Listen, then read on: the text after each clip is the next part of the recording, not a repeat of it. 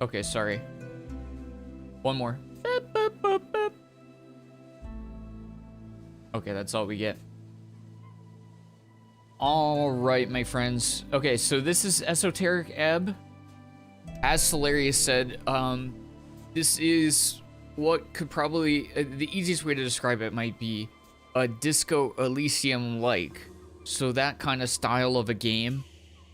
It's a CRPG where a lot of the interactions and stats and things that go into it are based on your conversations and skills that revolve around conversations.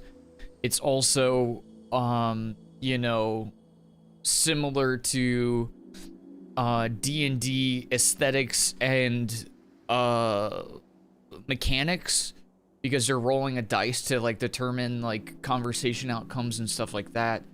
But as far as I know, that's where a lot of like the leveling and the interaction and like character building, it comes from conversations and things you can do. I've also heard that it's pretty wacky, and it's based in fantasy. Obviously, you can probably tell a little bit from the background.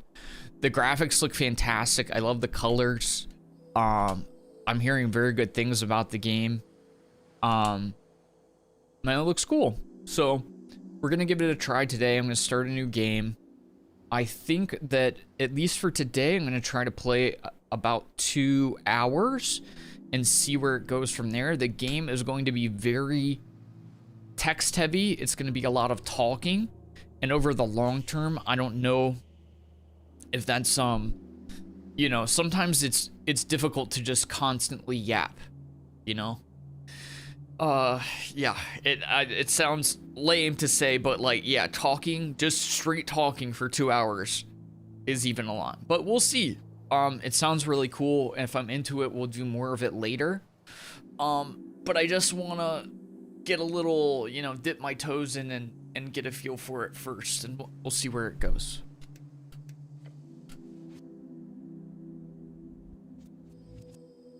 Oh, my.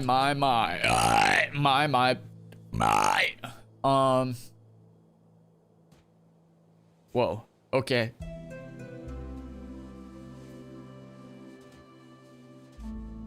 I don't know why I didn't think that this would be a thing, but we got classes going on. 10 out of 10 title. Thank you. I actually didn't make it myself. I just had a seizure and blacked out, and then when I woke up, the title was there.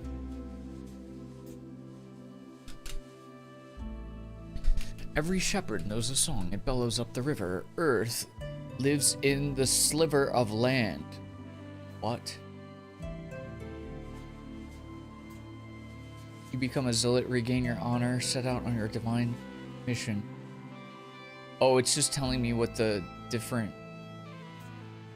stats are.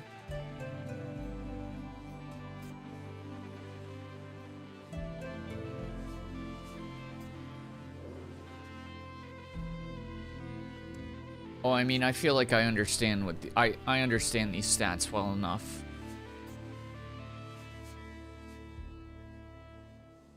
Measures your natural bodily prowess alongside a testosterone-fueled mindset. Yeah, that's definitely me. Testosterone-fueled. Pumped to the gills. Oh, I see. You can set proficiencies. That'll make you slightly better in these things. What's our background? Let's focus on the backgrounds first. You're a farmer's son who grew up in the city. Of course you'd be an outcast. It took time, but you eventually figured out how to cope with it. Troll killer. You don't remember it, but you know well how your father died. Sometimes it motivated you. Sometimes it felt impossible to live up to. High charisma. We'll see, we'll see. I want to look at these rolls first. You're on testosterone now? No, I just purely fuel it through my bones. It's because I eat a lot of Popeyes, you know? And all of their chicken is injected with HGH and insane hormones. So yeah, currently my muscles are rippling out of my Britney Spears tank top. My doctor said I should cut down on sodium, but I always take his advice with a grain of salt. Yeah, you need to fire that doctor, and also whoever writes your jokes for you. Tell them both to go home. Kiosk Kid, your mom wasn't around a lot, so to keep you out of trouble, she forced you to get a post-school job. You despise the smell of newspapers. Lore enthusiast. Spending time alone in the city, you often ended up in the Darwinian library.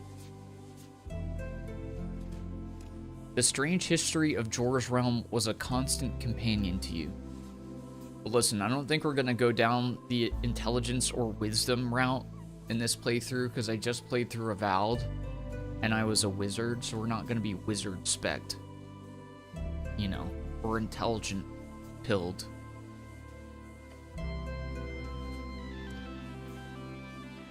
Crowd pleaser. Inevitably, you ended up with the wrong crowd. You quickly picked up on the slang and radical terminology, doing anything to get real friends. Little weirdo. You were a novelty to them, the boy who would do or say anything for attention, for their approval. After 2 or so years, you got quite good at it. Well, little weirdo sounds kind of fun. As Gallist activist, your friends soon introduced you to the rebellious belly of Norvik. As a teenager, you spent years spreading chaos, and worse, dwarf propaganda. Local rally stopped by fascist landlord. Earthguard recruit. Dude, there's so many different, like, backgrounds. After your arrest, there wasn't much arguing about it. 3 grueling years of training drilled on the city code and virtues, but you survived. I almost think I kind of want to do like a warrior type thing, or maybe like a dexterity type thing. Because I feel like the last few RPGs I played, I've done like the smooth talker in Outer Worlds. And then in Avowed, I was like a mage. So now I'm kind of leaning towards trying something else. Do you guys have any thoughts? One friend, you really only prayed for that one thing during those lonely years, but the gods did not answer, so you learned to manage as always. Dude, this is just the lonely, no friends having guy? Oh, you're just a charismatic battle mage in everything you play. I see, I see. I just feel like switching it up a little bit because I feel like I kind of stick to the same thing a lot.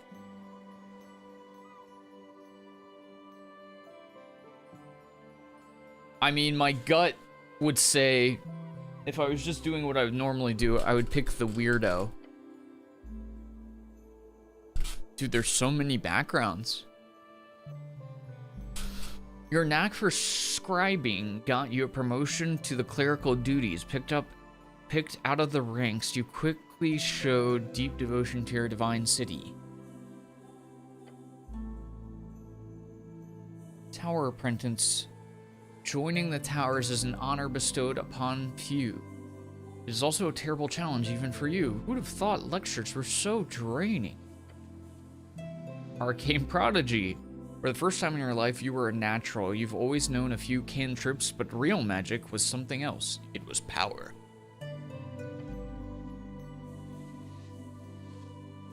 Palace Pawn. As a rising talent, you often found yourself amidst the politicking of superiors despite your best efforts. It never ended well for you. Faithful Harbinger. There's something wrong. Praying to a dead god whose whispers linger in the air, slowly fading. You were isolated among your peers. Interesting. Esoteric expert. You spent most nights seeking esoteric insight, a lonely life. Your findings were unwanted by those in charge, yet you did not stop. Never. Revolutionary. Dude, there's so many. Disillusionment in a city with ideals not upheld. One day you chose a side, the emerging democracy. You wrote day and night for change and glory. Abject apostate. No one likes you! Wait, that sounds like me. When you were demoted for dereliction, no one spoke up against it. But it's fine, you'll be fine. After all, you're used to it. Dead cleric, growing up alone, getting into trouble, training with Earth Guard, devoting your life to becoming a cleric. Was it always supposed to end in the river? It does have a really sick niche, I agree. Okay, so we're back. This is number 1. This is punching bag. That was the first roll.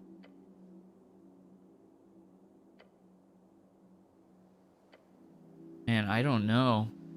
There's a lot of fun options in here. I mean, again, like a part of me says Little Weirdo would be fun. Little Weirdo is kind of my vibe.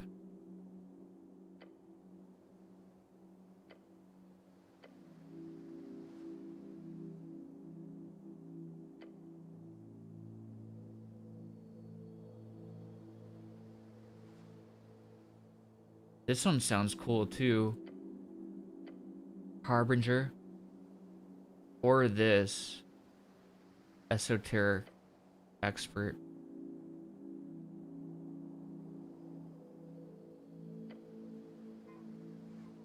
That almost sounds cool, but like, writer. I like this one too, but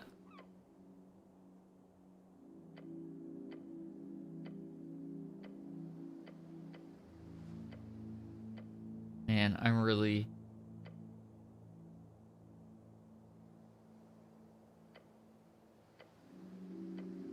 don't know. Something makes me feel like this is...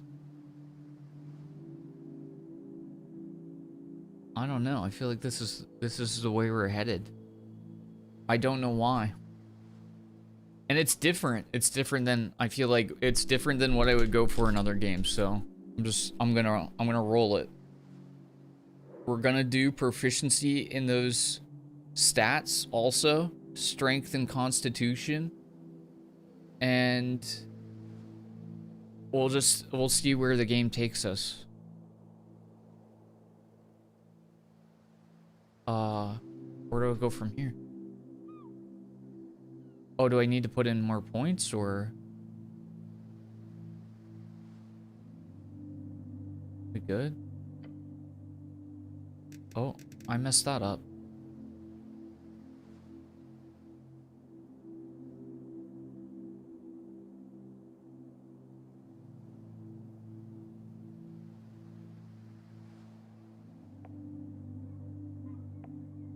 Oh, I see. I still have points to give.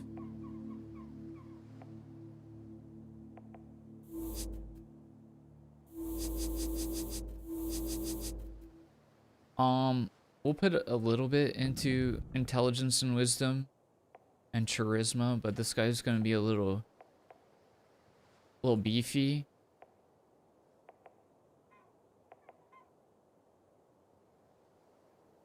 Like, he's gonna be very average in talkity stuff.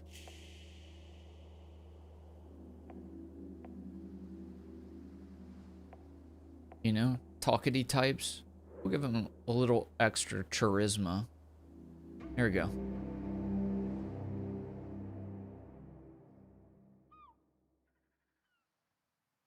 A little bit extra charisma. Explosion erupts at the heart of the city. No one wants to deal with it, so they send you. An idiot cleric. Nothing but muscles, just what the city needs. Complete your quest in any order. Don't be afraid to make interesting choices, and remember to be a real man. The campaign will take you from level 1 to 6. We'll play for about 5 to 8 sessions. It's been a journey to put this together. I hope you have a good time. And if you ever feel lost in lore, just keep in mind, you've got 8 int.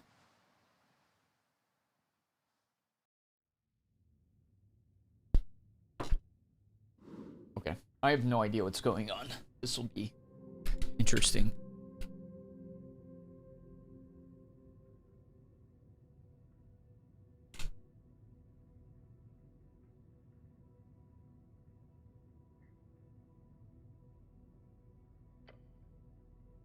Truth and nothing else, a voice declares. What is your name? Ragning? Ragning? I'm just gonna... That doesn't sound right. Ragning? You say nothing. Another question from the darkness. What is your occupation? You are dead. Okay. Dead? How could you be dead? You're thinking, aren't you? Dead does not mean gone. What are you, a frickin' poet? You aimed at Patriarch. More realistically, you would have ended up a sender. Huh? It's more than darkness. It's nothing all around you. What's an occupation in this context? Didn't you have a job? Something really important. Your class. Tell the voice about your class. What class am I? Lower class. True. Occupation, ha! Forever standing at the gates of chaos, holding the line against all things foul is no mere job. It is a calling. It is destiny. I'm awful at everything. Brutal but true. It takes a while before the next question is posed. What is your current goal? Hey, what's up, Ven Crew? You are a hero. By divine dictate, you only can save the world. The Goblin Chieftain, she needs you. To find the Goblin Chieftain? You know it to be true. No reply, no feedback. What is your political affiliation? The question strikes your entire consciousness and sends it spinning. The National Party of Norvik, of course. It is the Asgalis. We've moved beyond the bounds of dictators. We are free to make our own choices thanks to our revolutionary free striders. Elections are ridiculous. I'm apolitical. Hell yeah, brother. Perfection. No one can get mad at you, and everyone will love you. The voice is fading. This is the end. The final question. How did you die? Following your convictions.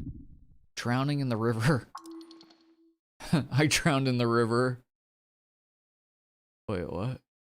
I am not dead!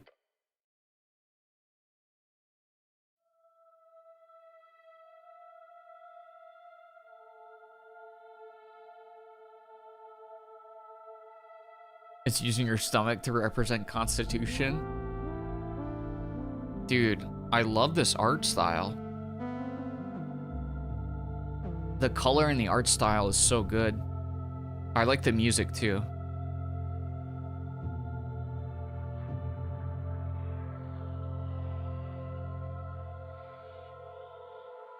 What's up, Ramrod?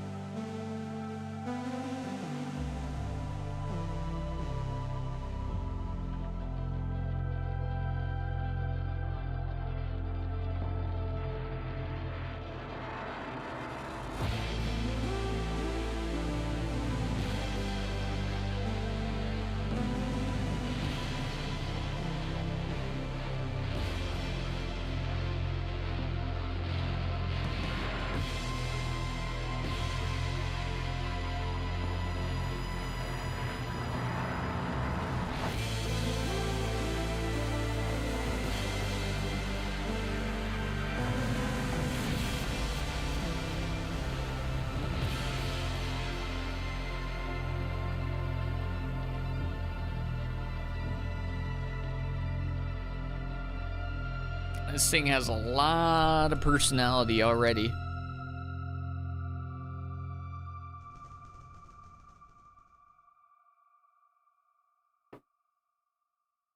It's me. Dude, you know what this opening reminds me of? Did any of you play Planescape Torment? That's the vibe I get immediately, is Planescape.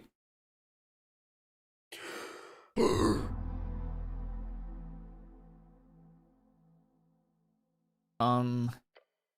fresh start. Your body aches, it's stiff, as if you slept for days. Ready for your glorious quest? What's around here? A circular stone chamber, storage for apples and scorsipses. Yeah, the soundtrack's good. A house of the dead, your home. Those piles of apples, is this Tolstad? What do we have? Your hands dart around your pouch in uniform. You take a deep breath, be calm. Your legs shake, tears begin to form. Deep breaths, your belongings are surely here somewhere. Okay. I got an additional hit point for some reason. Oh yes, a quest.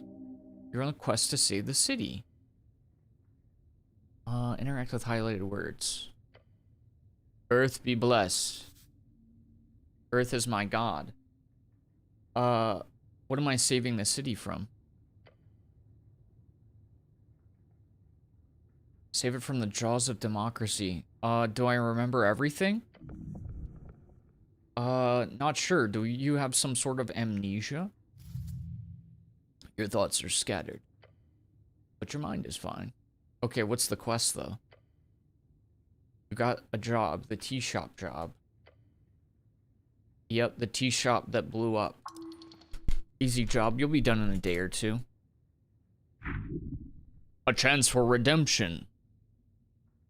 Redemption from what? Insubordination. Inconstancy. Light apostasy. Oh, I gained XP for existing. The words live inside your bone marrow. Imagine Larian did a Planescape. Dude, that would be so good. If they could just get the rights to Planescape, that would be sick. It's such a cool world. So it's just a job? Well, maybe not this particular type of job.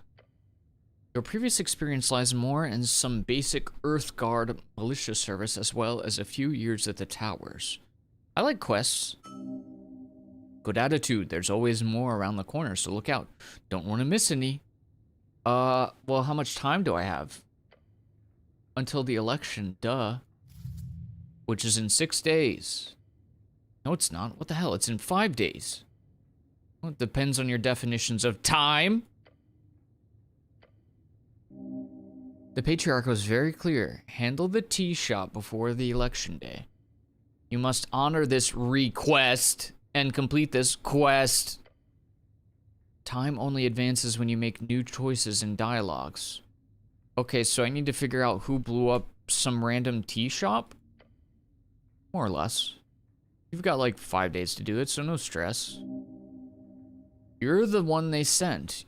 You best get to work, hero. Me? Yes, it's time to deliver it all to this wonderful city. Your duty has come. Give everything to Norvik. How does that make me a... Ow! You feel dizzy. The weight of Earthguard uniform, a dull pain takes hold. You require healing. You must consume an apple now! There are many apples here and corpses. Corpses? What the hell is this place? If your stats are high or low enough, chimes will appear in your mind. They will suggest, inform, and offer unique paths. Trust them at your own risk. Uh-huh. As you do, your fingers touch upon the cold steel. It's covering your entire head. Colloquially known as a helmet. Can I take it off? No! I wouldn't do that. Like ripping off your own face. Not a good idea. Not yet. Can't wait until you do. Okay. Apple. Grab apple. Trifle with. The apple is to be trifled with. Yoink. The apple is quite edible, I'm told. And once I figure out how to interact with it, that's when the thing happens.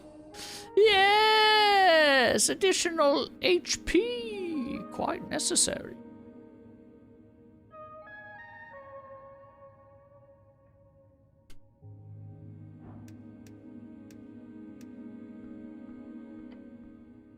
The runes fill your senses as you approach.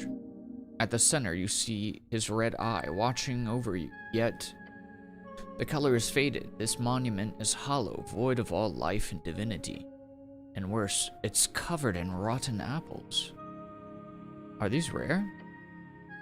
No, you will find shrines like this all over Norvik. Why is it left in this state? You are very much aware that this is not the worst you'll see. You have to fight hard to keep Earth's dream afloat. The city is lost, but it is not yet lost. What? How poetic! You are aware the city is very much in need of change. Change from what? An honorable lifestyle? A peaceful city for humans to prosper in? Change from stagnation and a mire of decay. Earth's crusade brought a triumph. The corruption brought after all his fall is due to exactly that kind of filthy rhetoric. You're certainly allowed to be wrong in your opinion here. This is giving me a headache. Politics is exhausting. Can I get the apples? It does not take long for you to move some of the nasty apples away from the front of the shrine. A small improvement, but big in the heart. So why are these here? A remnant of blindness and decay. A shrine to your god, protected. Can I pray here? To what? I thought it was my god. To Earth. You may pray as you wish. Okay. You feel small. To cast spells, you must first prepare them at shrines. I get spells? What other gods are there? There's Earth. Earth is dead. Dead gods do not speak. But strength, tell me Earth, my god. Dead, yes, but he speaks through you. You devoted your life to follow in his footsteps. What about Tokig the Gambler? He's a trickster, the type of god only famous for his ridiculous ploys. What about Boba? The first of many, a beast of Jor. Boba was that of the hunt. Behemoths who raged across the coast. In his name we celebrate the eternal hunt. Okay, bet. Can I heal here? Yes. Possibly. Of course you can heal here, but only if you pray hard enough. I don't think I'm smart enough to heal.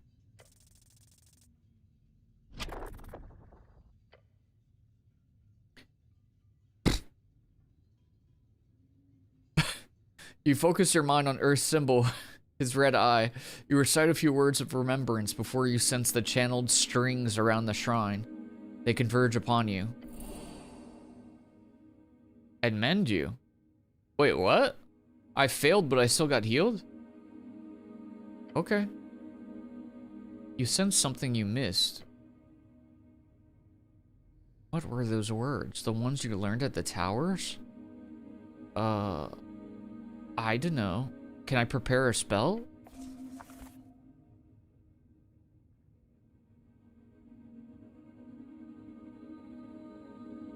Cure.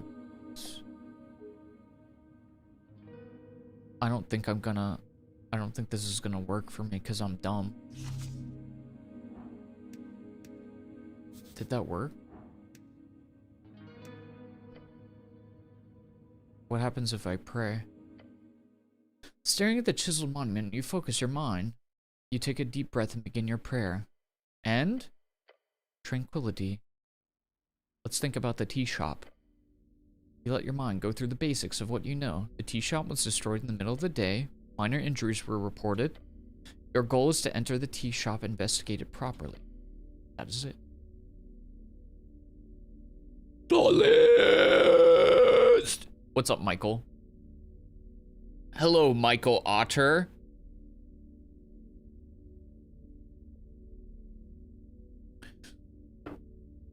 Like I was saying this earlier, but I got more of those dare thingies for Toxic Commando. Oh, so hopefully if I play more of the game, which I would like to, that game is sick, then maybe we can attempt to get additional keys for gamers just like you, you piece of shit. You fucking bastard bitch. Alright, let's think about the election. The first election.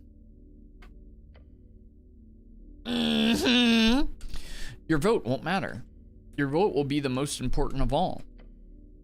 Ask those around you what they will vote for, and you might find your own voice along the way. Can I return here if I have more things to think about? Yep. You are the only one who is always there. No one ever answers your prayer. Okay. I'm all done. I guess. There's a thing.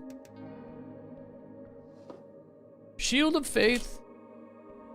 What the heck that do? What that do is... Every time one bonus action, creature you touch regains a number of hit points. Are we actually gonna have fights in this? I thought it was gonna be primarily yapping, such as in Disco. I'm customizing my Space Marine. Let's go. I've been sleeping all day. Dude, same. I slept hard today. I got like 10 hours. Because I was hoping that would help with my headache. But I woke up and my sinuses smacked me in the face again, so that's super cool.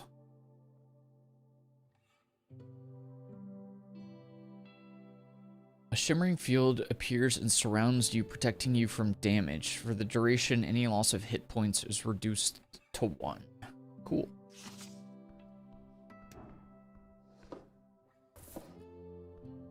As always, if you see, you can steal.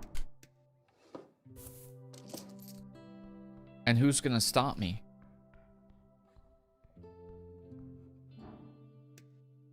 Behold. Extra dex, but lower charisma. Ooh, an Earthguard cloak add-on. It has been ripped to shreds. To shreds, you say? But you could still use it. Please don't. This thing is disgusting. Let's wring out the water. Filthy liquid falls to the floor of the stony chamber. It's still quite wet. Let's weigh it. It's heavy. Should I wear it? No. Of course you should wear it. The hood is the perfect tool for any decent rogue or ne'er-do-well. So what if it's a little damp? You have to wear it. I'll think about it. Reach for your fancy red pouch of holding. The cloak easily slips inside into extra-dimensional space with a satisfying... I really love my pouch. You are very lucky. Of course, you don't truly own this pouch of holding. It's property of the state. Shut up, it's yours. You can do whatever you want with it. Now go put on your cloak and reallocate some resources. Equipping items temporarily alters your ability scores. Okay.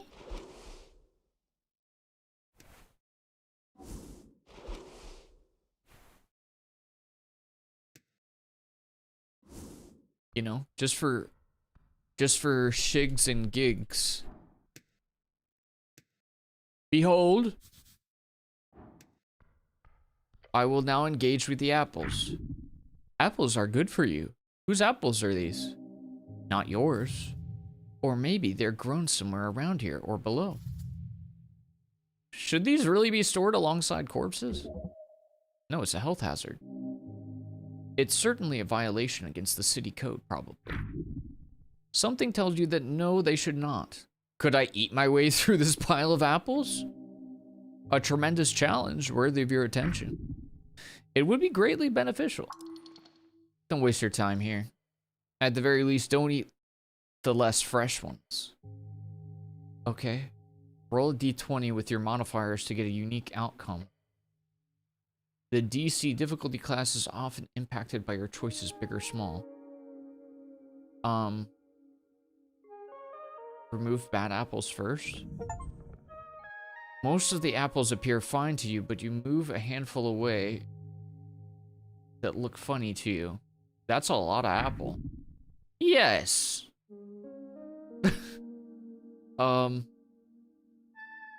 Eat the apples, I guess. What? You look upon this challenge with fear in your stomach. This will be your end. Dig in. Yes! HP! Alright, do it again. Number 2 goes well at first, then you feel something rumbling. Uh-oh. I got a case of the poopies. Let's do it again. A rotten core. And something hard. Oh, well that was dumb. You need to continue. You know you must. There could be something good in the pile. Keep it up! Go! Ow! I'm gonna get a case of the poops. You can take it, don't stop. One more should be fine. Okay, this is painful. This is the limit. As you chow down on one final apple, you feel your jaw ache and your hands shake. Apple overdose! There's no such thing as an apple overdose. You glance at the pile, realizing that you've just scratched the surface of this rotten apple heaven. Rotten apple juice dripping down the inside of your helmet. How are you eating these? Are you just shoving them in from below? A fine way to dine, baby. Your thoughts are interrupted by the sound of something light and hard hitting the ground. A small, sharp rock. A shiny stone? That's decent loot! Take it! Did it come from one of the apples? How? Whoa, you can't say that, dude! What'd you call me? Pick up the strange rock. Shard of Jor. As you weigh it in your hand, a tingle shoots up your arm. Esoteric. A shard. It is connected with a string. These rare shards of Jor can be consumed to unlock failed ability checks. Normally, checks are only unlocked upon the completion of a short or long rest. Okay. Cool.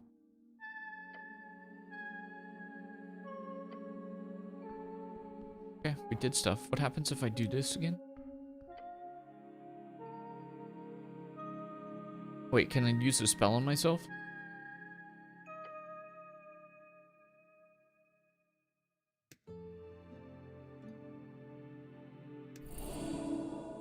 Hog.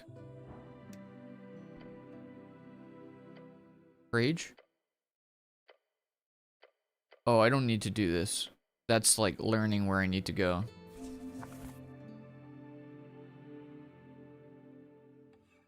Do I even need to do this?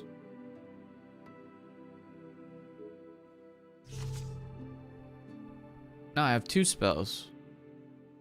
I don't even know. Let me save.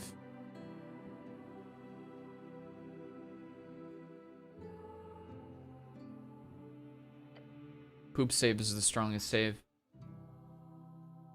Alright, Mike, have a good one. I'm saying you're British on different platforms. This is my life right now. Have an amazing stream. Thanks, Starboy.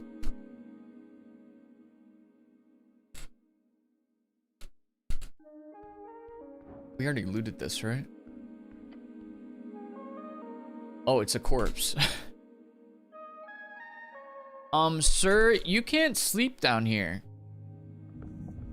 Sir, please don't ignore me, you piece of garbage. I said wake up. Let's check under here. Underneath you see a cold corpse of a human. Looking over him, you find hair, pale skin. He's got a beard, too. And he was alive once. His sons miss him and despise him. Yikes.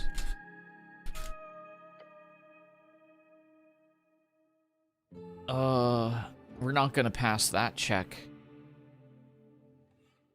Am I good with corpses? What do you mean?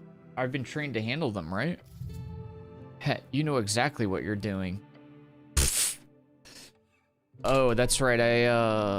I'm a hero. I guess we're gonna take a peek.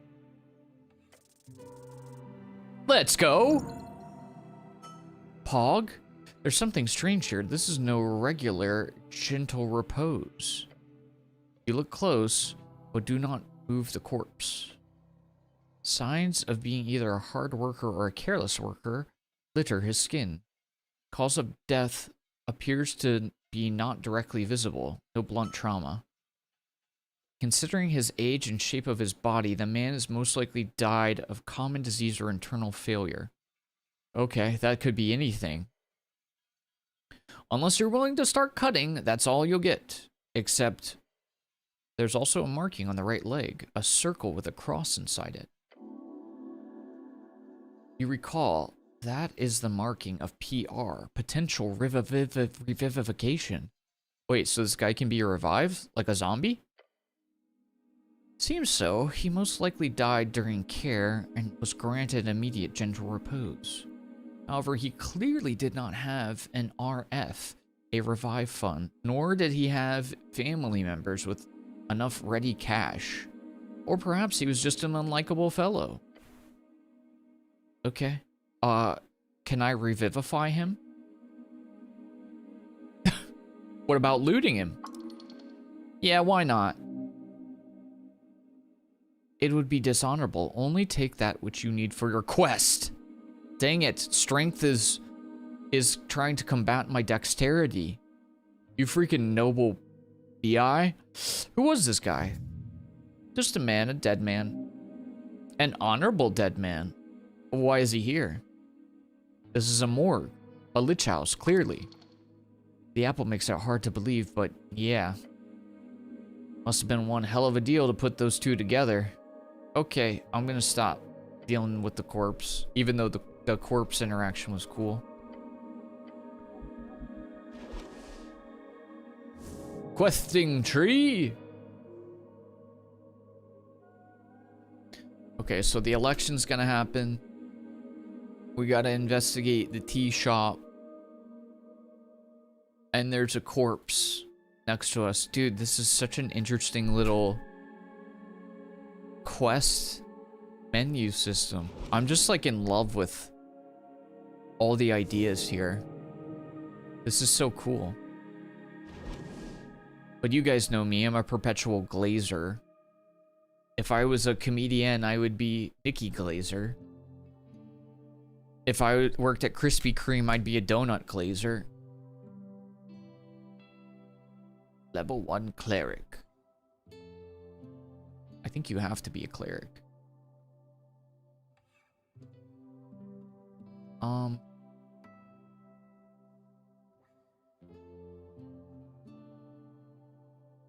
I was curious what the experience even does.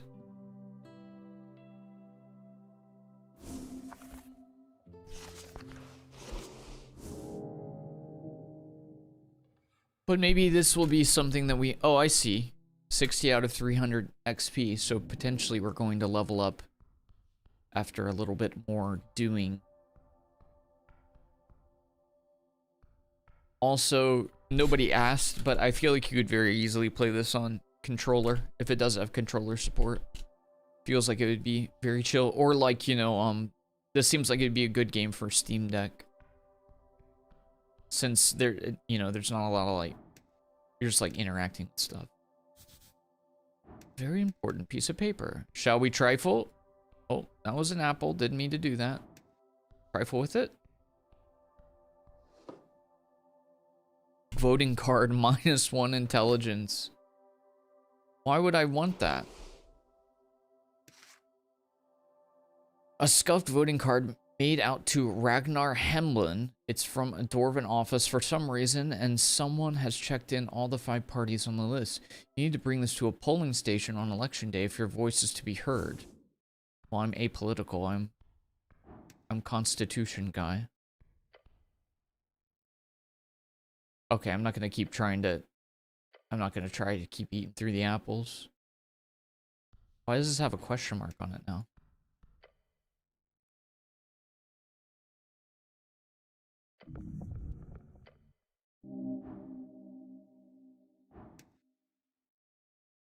No.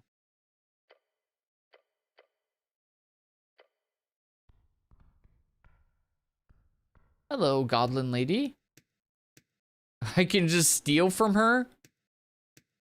That's crazy. Oh, it's a zombie. You approach a shambling man by the apple pile. He does not acknowledge your presence. He is unaware of you. Greetings, citizen. Glancing under his hood, you catch a blank expression spread upon his dried face.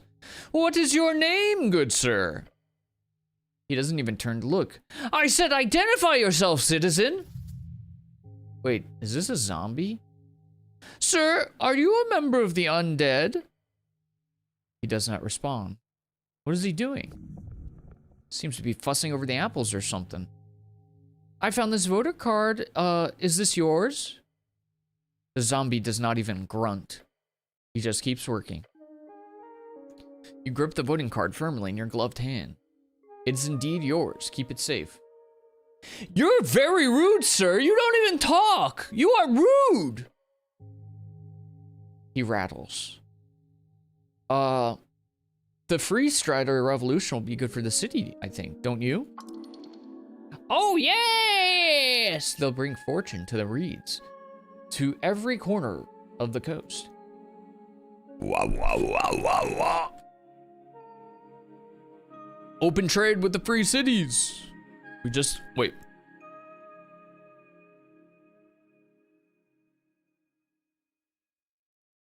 With permanent suffrage, the people will be able to steer us in a fortunate direction. Free cities will make us rich! The fleshy ball plink does not reply or counter your words. Excuse me, am I boring to you?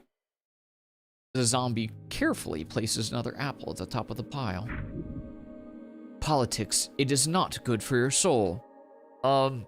Should I defeat the zombie? Yes, it is only just. He's kind of just chilling, though. Undead are not allowed in Norvik. Okay, I attack him? Yes, deal with this foul creature. Encounters are turn-based conflicts where each participant takes turns in rolling dice and taking actions. During your turn, you are able to perform one dice action as well as casting one spell of your choosing. The order is determined by an initiative roll. Don't let this shambler get the jump on you now.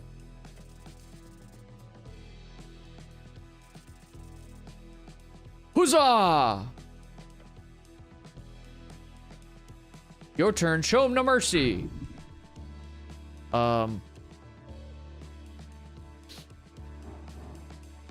Let's keep our composure, I guess. Frick. Your body does not listen to the command. It shakes, moving back and forth, side to side. Fight or flight. Fight him! Putting your weight on it, you push the zombie backwards. He attempts to stabilize himself while stumbling forward. The slow zombie just stands there. No, he's reacting. It just takes some time. The zombie is hostile. This undead abomination must be apprehended before he causes damage to innocents. Yes. Should probably try to de-escalate. Just a tip. No, grab him! Get his arm! Yes! You successfully grab his arms. Your thick gloved hands wrap around his frail wrists and keep them stable. Yeah, I'm gonna beat him to... Well, he's already dead. I'm gonna beat him to death again for not talking to me when I wanted to talk. He's not getting away now. His neck snaps around, the withered face now facing yours. Yeah, you really pissed him off. You can tell. You're such a people person. Zombie bites down on you hard. Ow! The pain is temporary. This ends now. Your final chance. Oh, wait, can I heal? Healing! Finish this with a sucker punch. Boom! That just looks so mean. Yes! Catching your breath, you stare down at the now unmoving creature. No, you just knocked him into the apples. They're all gonna be spoiled now. Yes! 15 XP! Justice dispensed! Now go loot him. Get that fancy tooth. Woo! Wisdom tooth. Yes! I shall equip it to my butt. Yes! I become stronger with every passing day. Yeah! Oh, I can't do the, that's a wizard voice. I can't do the wizard voice. But I want to, man. I really want to. Dude, this is... I know we just started, but I love the vibe of this game. What's up, Scooter? Double death! I beat his face straight into his face. Yes, oh yes, a dead zombie, you say. Used to be alive, probably. Now he's undead, now he's dead again, double dead. Imported goods, the receiver is marked as Swubit. Almost empty box. Ooh, lots of loot. Basket of apples. Okay. Lots of looting. Is there like a quick save? I know it's like auto-saving a lot.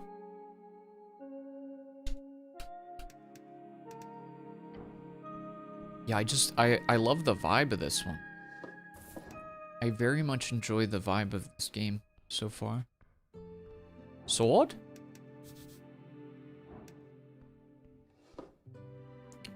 +1 strength. I do like having strength. It makes me stronger to have strength. Yes!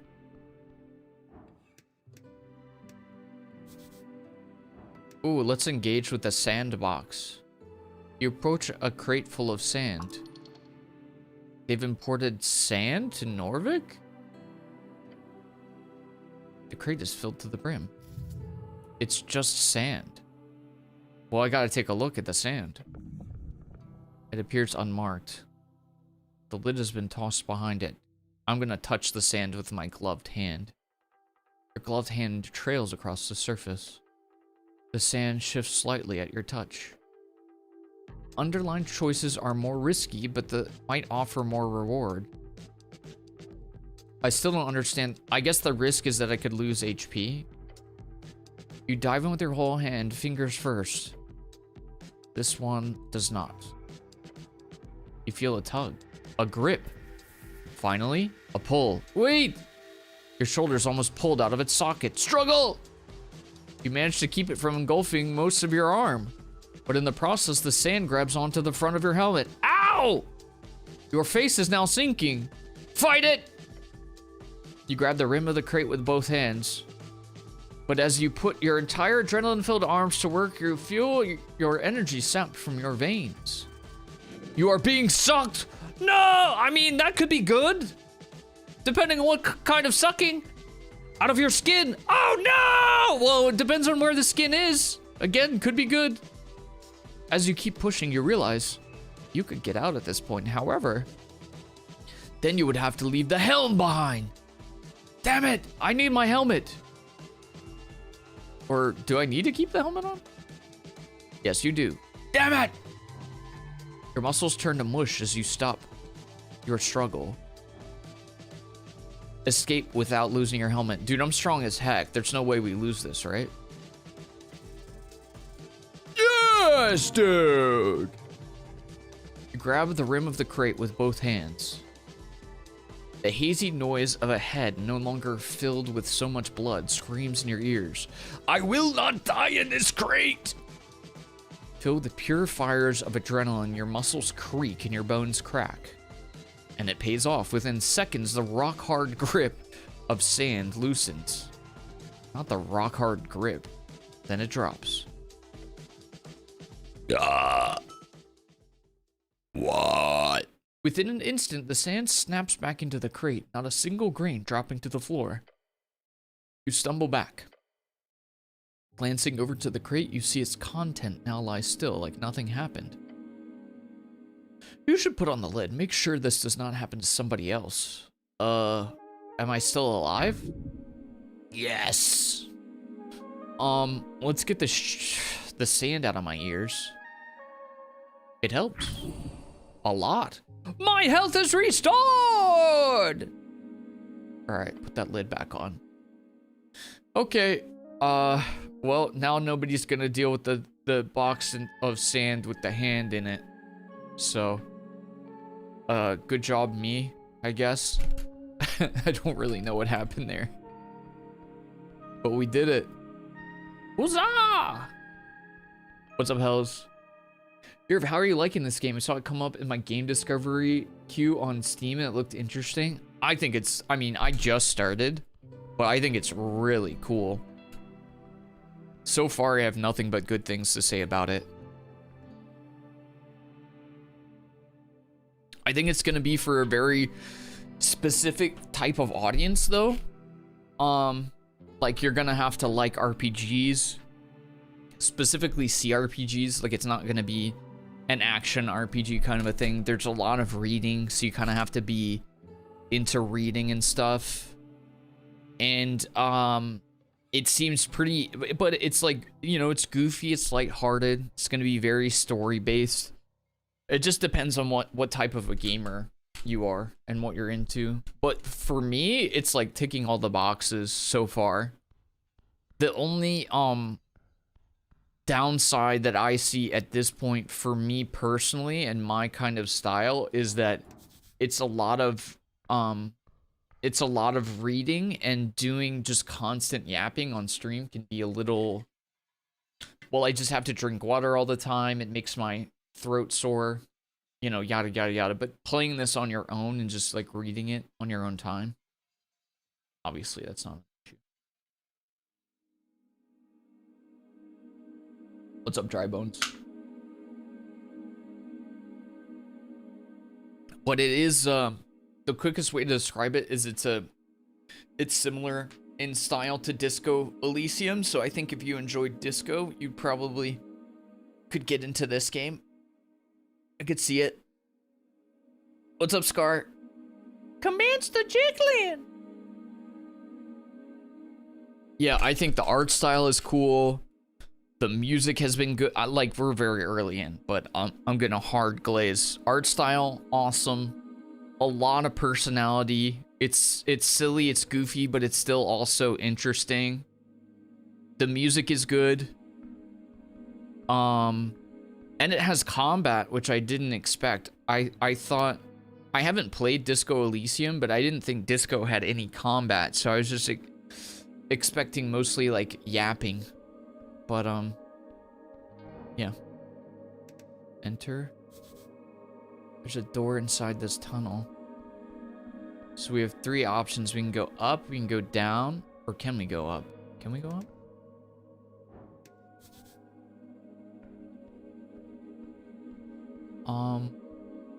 We can go up, down, or into a tunnel. Let's go down the tunnel. Okay, let's not. So up or down. Let's try down.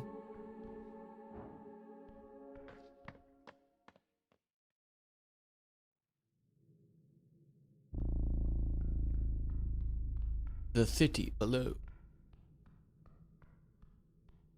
Also, I was saying earlier, I think that this would be very playable. Something soft latches around your ankle.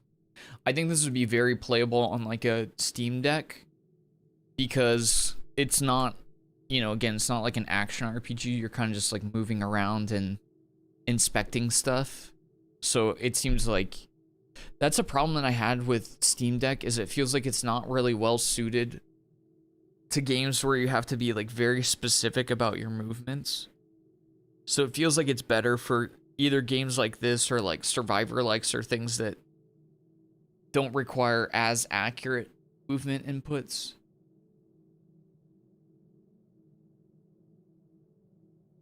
I never played Disco, but I love all the players got bent out of shape that the game called them fascists when they made fascist choices. I actually own Disco, I've just never played it. It's verbal combat and you can get a gun at some point. Okay.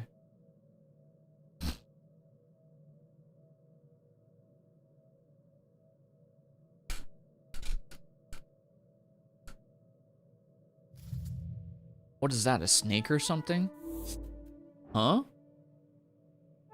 Okay, we just hit a trap. Let's see what happens. My dexterity isn't that great, though. Oh! D20! Let's go! You throw your body back, slithering out of the rope before it tightens. Whoosh! The instant you watch the rope snap and twirl around the edge of the staircase, just disappearing into the darkness below. Whoa. That was close. Nice try, trap guy. Mushrooms. Yoink. Wait, were there more mushies up here? Yoink.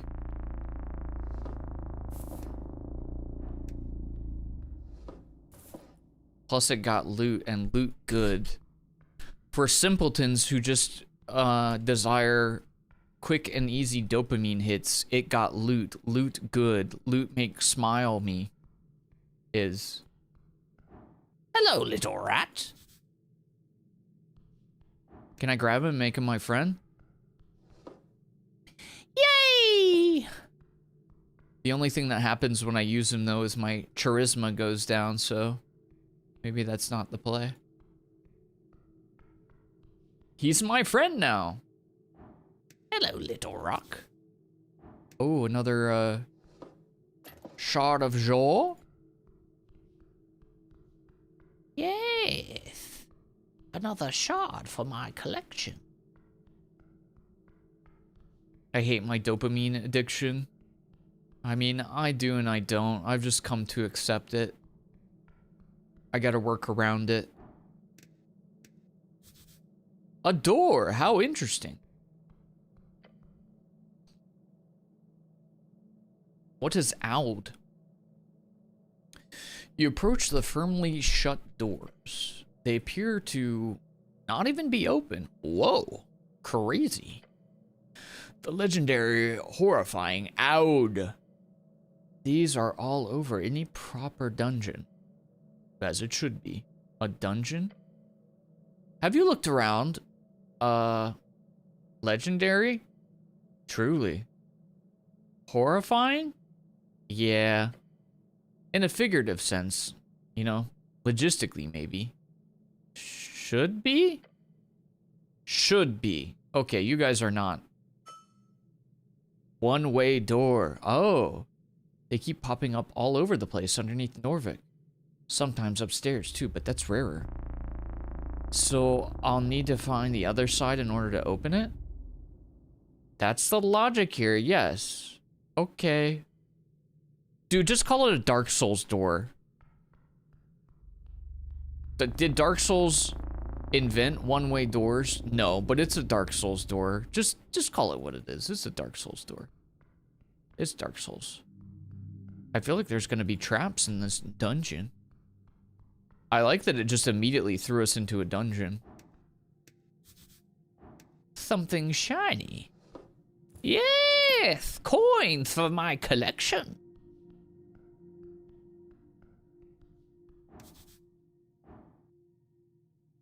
Alright. You glance at the step. It's a descent of approximately 50 inches. These ancient bricks, they could scuff you badly. What kind of a man, no, what kind of a hero cannot step down a slightly uneven stone slab? I could make it down there. Well, let's survey first. See a dwarf hearing grunts as he swings the pickaxe. at the ruins in the corner. There's no point in having a conversation this distance. Time to get closer. Alright. I can make this. Barely, but, you know, we make it. We begin our descent. You close your eyes as you do so in order to fully immerse yourself in the experience of changing your elevation. You are afraid, yet your body remains calm. XP! Everything gives me experience too, and that makes me happy. You are at the bottom of the step. Let's go. Very paw. Any triflers? This is great because in my real life, I also be trifling. You approach the step once more. A long step. This time it should be easier. Well, we didn't talk to this guy yet. Hey, guy. I keep wanting to hit F5 to save. I don't even know if it's necessary to save as much as I do, but it's just an RPG habit. Behold the dance of death! Alright, Dry Bones, have a good one.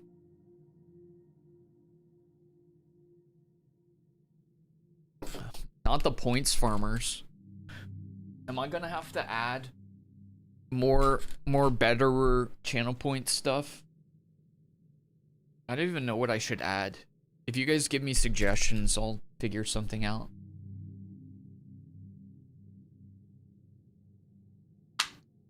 He does have a lobster. Let's talk to this young gentleman.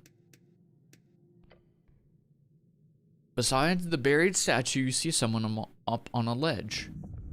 You hear the sound of working. Grunting, clanging. Hello! Huh? The dwarf's smoldering eyes widen as he sees you.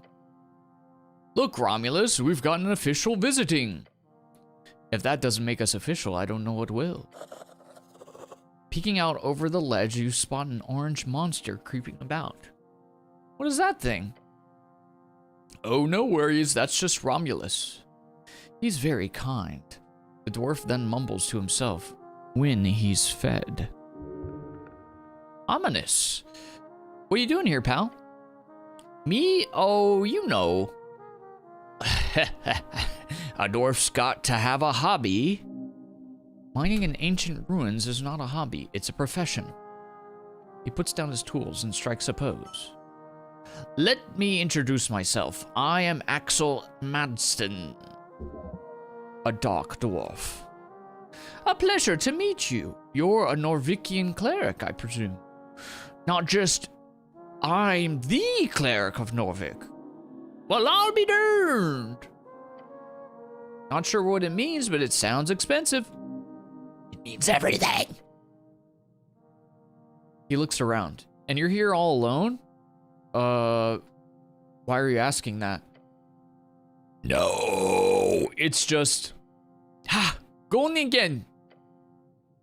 Then I very much suggest not going into the hallway back there. Why? It's one of those ancient esoteric traps, and it's still functional. It'll burn your beard off. I don't have facial hair. How does he know about your beard? Okay, I do have facial hair. Not sure how much experience you'll have with the city below the city, but most people who come down here, they die. Even clerics do not venture down alone. Don't you have some backup? You need no backup. You are the backup. What? Then what's your goal? I don't know. I don't even know about the goblin, but apparently there's a goblin. Oh! You're here on business with Lady Sageleaf?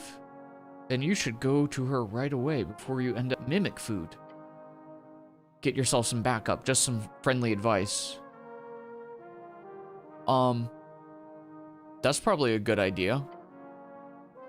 He gives you the thumbs up, but what about you? He adjusts his collar. Well, I'm what you call a historian with ambition. As he says it, the orange beast sends an echoing hissing noise down the chamber. Exactly, Romulus. We're here on an expedition of grand proportions to find the legendary missing mine of Tol Amon, of Tolan cattle. Tolan cattle? Yes, Tulaman the Tolan cattle. That kind of sounds like a quest. Oh, yes, indeed. A quest.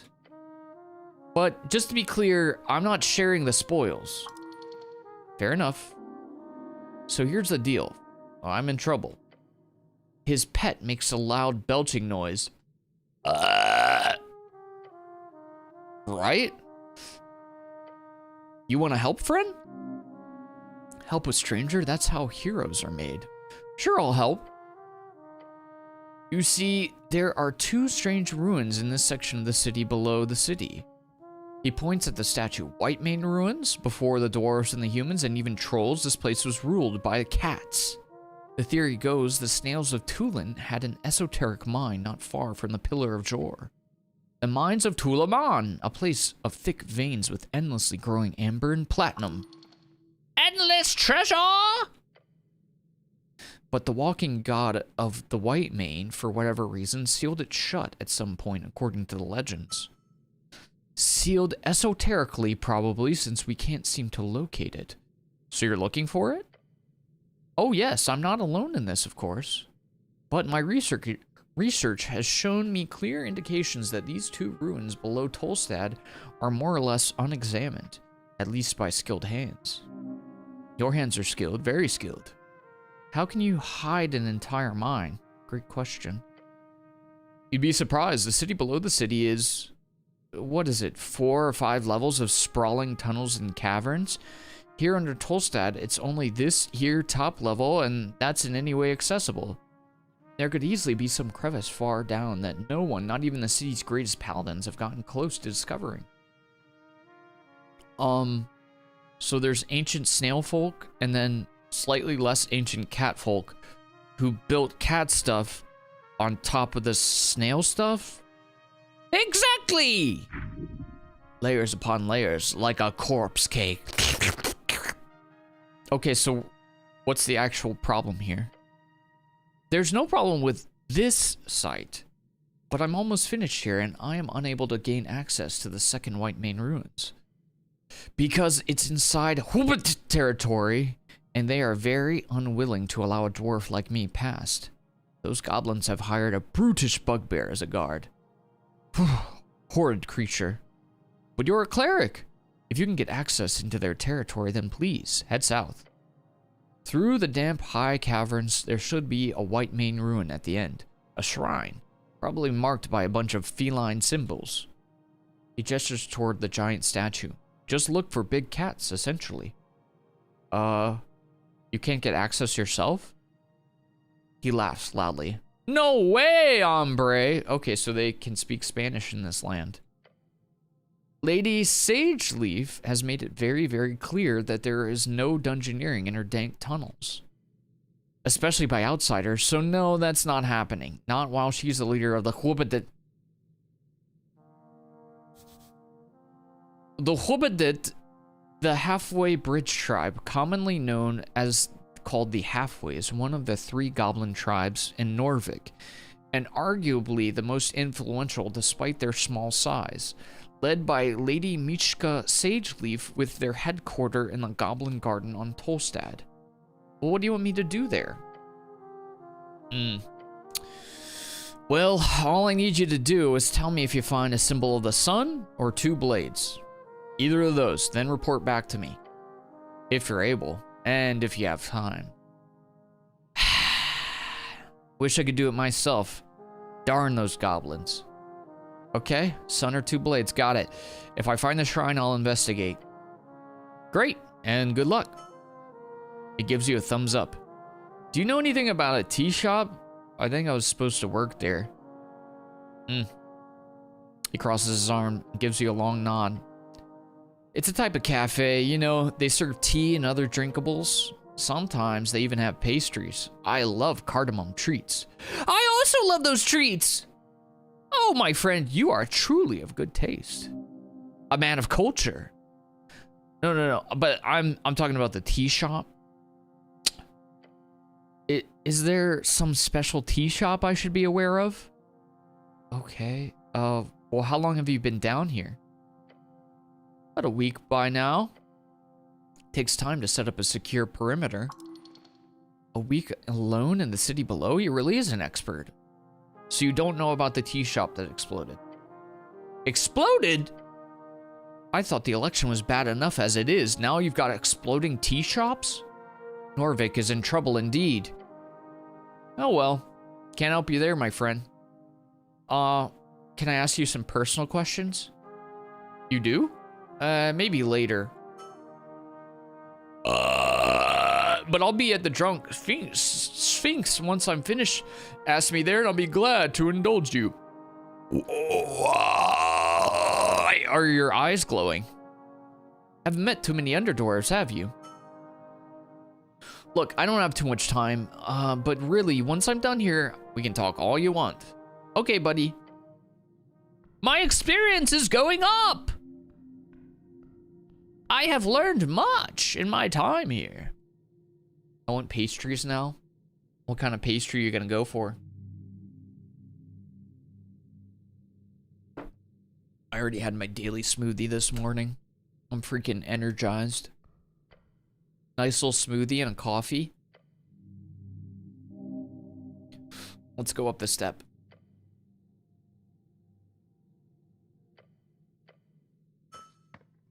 We get to the top of the step! No way, dude. What this is. Embedded upon this altar, you see a circular stone slab. Whoever's worked at this survey site in the past has attempted to place it in its natural position. It reminds you of a copper calendar, but far, far older. It is not spinning. It has not spun in centuries. Yet, moving your hand closer, you sense it. The faintest hum of esoteric power pulsing through the glyphs. It is still keeping time, even with its mechanism cracked. Had a donut for breakfast? It had bacon on it? Heck yeah. Sounds delicious. I freaking love donuts and bacon. I take both. Let's see if we can decipher these glyphs. You cannot do that. It is broken. Yes, this is a useless piece of technology if you feel it is worthy of such term. Okay, well, I'll go. Okay, sorry. I won't look at the technology, I guess. Wait, can I not go up here? Is that not the play? I guess not.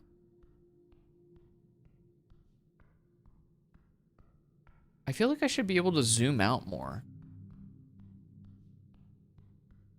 Maybe they don't want me to, but that would be my first very minuscule, minor critique. Is that I would like to be able to zoom out a little bit more. Actually, can I do it manually?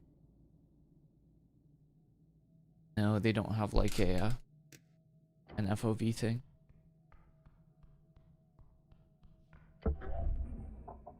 Ominous hallway. Click. I just stepped on a trap.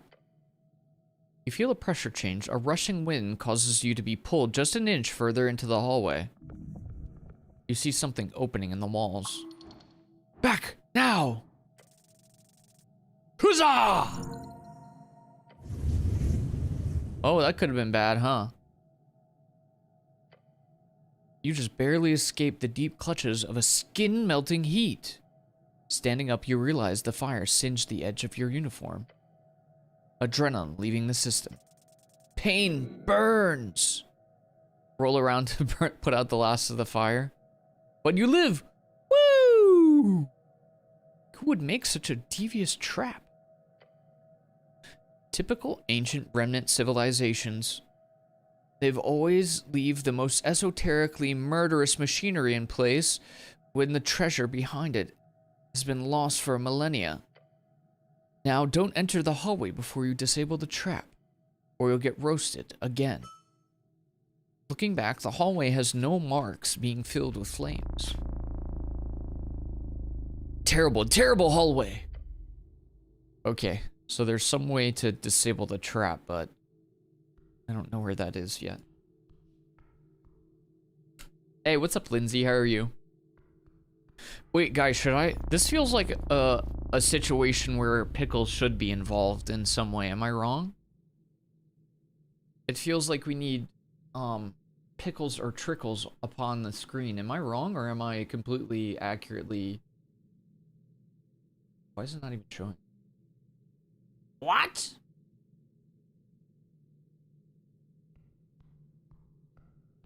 What?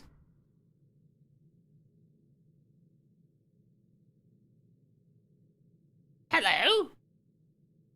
Oh, it dragged it out of the screen.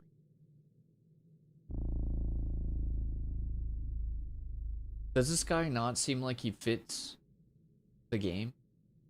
He feels like he needs to be here in some, you know, in some capacity. He feels like he fits this game quite well. The aesthetic. I don't know, that's just how I feel about it, so. It just feels like he should be there, you know? He fits the art style. Whenever Pickles fits like the art style and he doesn't take away from the immersion, I feel like he needs to be there. So he will join us as we continue our Esoteric Ebb journey. Where do we think? Oh, there's a door. We can unlock the door. The OWB. Very pog. Let's see if we can find it. This looks like a trap. This looks like a trap. Everything suddenly goes very, very tight. You'll be swallowed. Whole. Squiggle? Try opening your mouth. You feel it sluggish and hard. What's going on here? You can neither move nor breathe. This is possibly quite terrible. Hold on. You're not just playing around? No, I can't move. Uh-oh.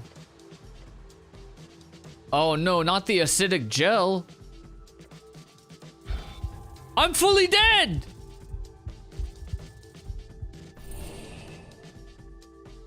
By earth that burns! He shares your burden. Everyone knows about these. Gelatinous cube. You are statistically likely to die here and now. No! Not like this. Not in this terribly embarrassing way. What kind of idiot just walks into a cube? This monster cannot hold you. You must fight. You are alone in the cube. You can escape. You're strong enough, right? A man is alone. Alone, you can survive. You will survive. Oh, there's no freaking way I hit this roll. Brother. You struggle against the incredibly hard mass around your limbs. Your muscles give out after reaching a little bit further. Oh, we're dead. We're gonna die. We're dead in here.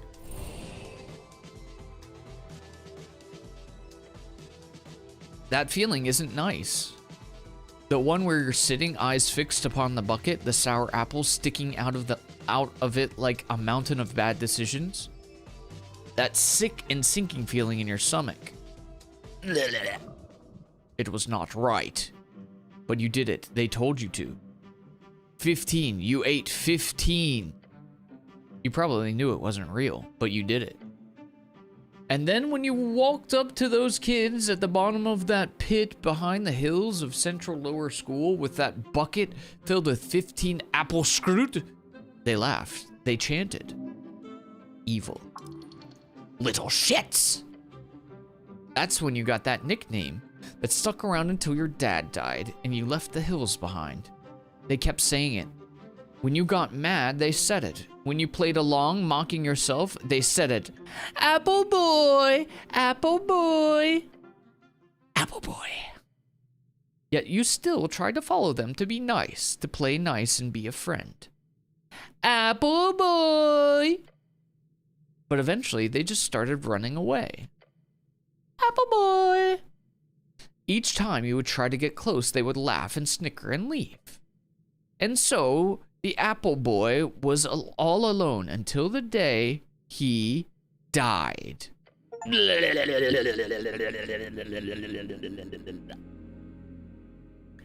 'Tis an unfortunate thing, this lonely life, though many of us carry the burden of talent and oh so much great natural power. When the cold of winter falls and the trail grows ever so rough, it is but the animal of the pack which makes it to spring. A man without a brother is but a set of bones on the road. Alright. Very cool. Alright. We died. We dissolved in a puddle of acid. Or a cube of acid, I should say. Feels bad, man. That's how it goes.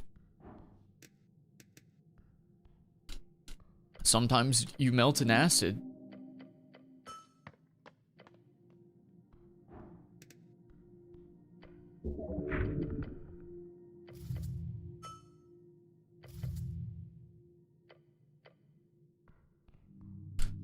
That's just how that cookie crumbles.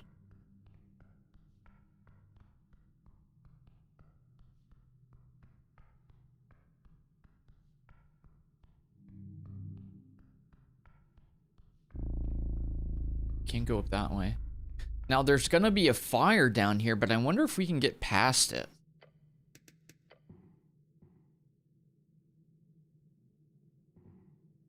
I don't know if we can get past it.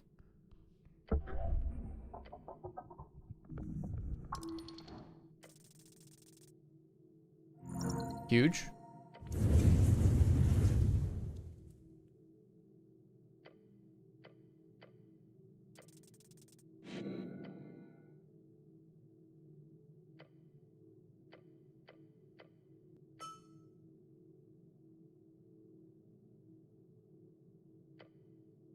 What if I try it again? Again? Seriously? I thought... Oh, I'm gonna die. Why did I do that?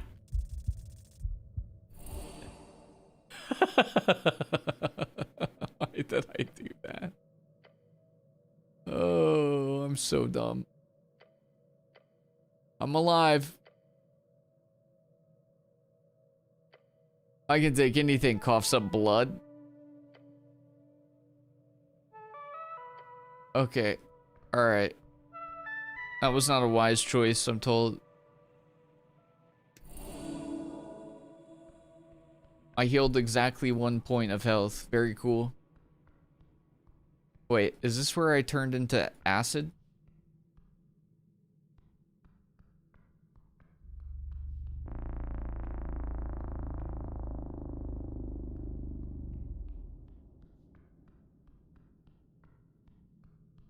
This is where the one-way door is. This hallway turns me into a block of acidic goo.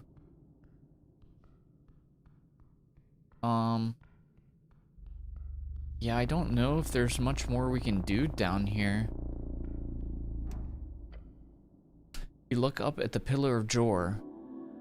Esoteric Ebb added. The relic rises endlessly upwards. Oh, this old thing. Remaining until the end. A gate to another time. It looks broken and cracked. Apple boy. Yes.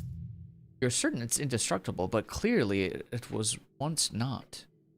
Several pieces of the pillar float around in the air, especially as it reaches upward into the clouds above the city. What kind of power would be capable of damaging this?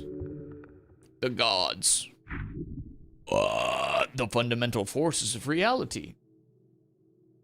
Can I make money off this thing? No way. They don't even take admission to see it, since it's such a trivial sight. It's a bit of a tourist destination, supposedly, but most of the people who travel the coast have seen one before, so it's not that interesting. How many of these exist? 8? Something like that. One for each band. But ours is the best one, right? They're all equally useless. It's a sign of Earth's power, so yes, this is the best one. But the fact is, no one has managed to make use of them anyways, despite their esoteric nature. So the Pillars of Jor are relegated to being visual landmark seen across the coast through clouds and mist for miles. So what do we do with it? You can always attempt to focus on it. Learn from this ancient relic. Since you're the master of all esoteric things, you could probably crack the secret of the pillar. Learn how it works, master it, and gain the ultimate power. As you do, you feel the air itself tingle. Power! It whispers to you unintelligibly. Touch it? You place your hand upon the cold surface. Your body quakes, standing in awe of this ancient object. How many battles do you think it's seen? How many deaths? How many noble sacrifices given to one's god or king or people? The thoughts stir in you a deep sense of longing. Perhaps one day you will join that sacred sensation. Let's try feeling it with my strength. Frick. Closing your eyes, you begin to focus, your mind placed squarely at this esoteric force. Your mind forms an arrow and you fire it forward, but it is repelled. Opening your eyes, your hand is no longer pressed against the cold surface of the pillar. Huh. You're instead holding it against your heart, shaking. This is wrong. Try again later. Let's touch it again.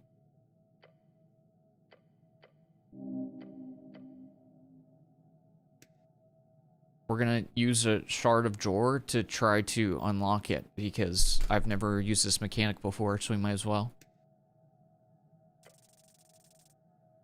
Frick! Dude! Okay, surely if I do this again, it's gonna work this time. Come on, baby. Come on, baby. Come on, baby. Big rolls, big rolls, big rolls. Frick! Dude! Why would you guys tell me to do that? Okay, one more try. One more try. Alright, we're gonna do a gamba. We're gonna do a gamba. Will it be this one? Will it be this one? Sorry, only Twitch is allowed to...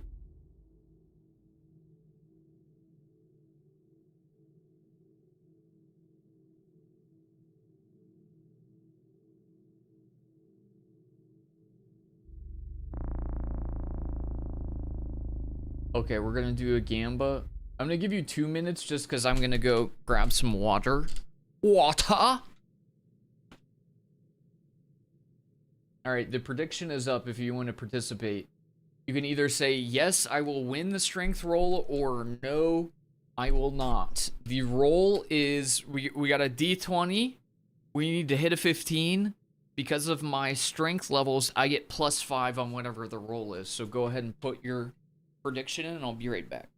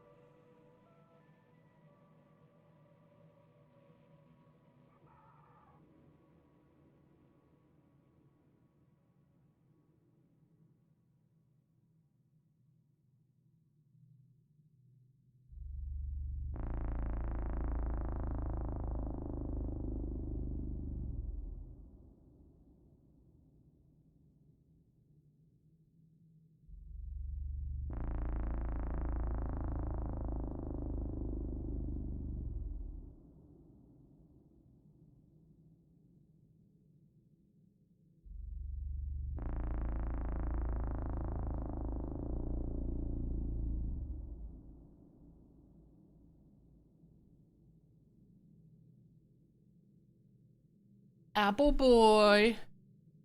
Apple boy.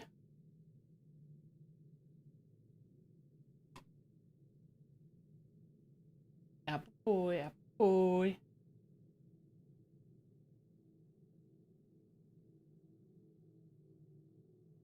Wonder boy. What is that secret of your past? Well, I don't even know how that came up yesterday. How did that get brainwormed? Okay, big rolls, baby, big rolls. Big rolls, baby. Big bucks, no whammies. Last try. Let's go. Big bucks. Let's go! Woo!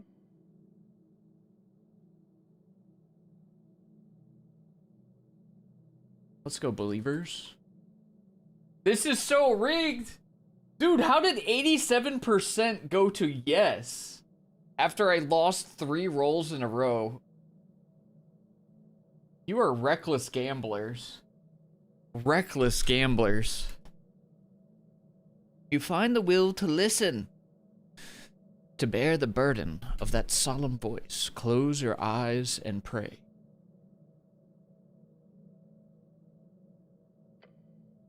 Silently mumbling the same words as always to your God, to your people, and this great city. It fades. The voices grow not in size, but in number. Some of them join in your prayer. Some dismiss it. Some hate it. Before you, a dark landscape stretches, covered in the bodies of the damned and the waiting, their souls on display, and the judgment and callous sorting. Among them you see one face turn to look at you. At first you believe it to be him. Then you understand, as the man who appears to be both younger and older gives you the kind of look of regret a father would have on seeing the return of his lost child. He turns to face the stairs. You watch him go. Again. Again. Again! Your heart is racing, your blood pumping. Get a grip. The vision is faded. Whatever you saw, it quickly disappears deep into your skull.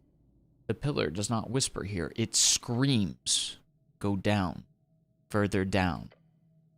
You understand plainly there is more to the pillar you need to investigate. In time, and further below. Alright, bet. RPG math. You have a +5 modifier, and more than half of the dice rolls you will get over 15. Wait, how does that logic work? You mean over 10, right?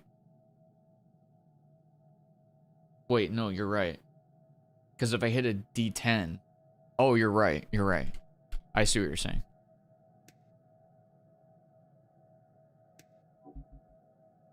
I see, I see. I see. Consume.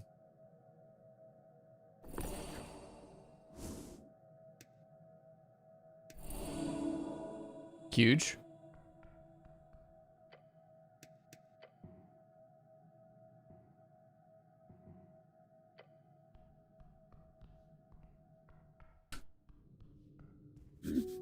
Halt!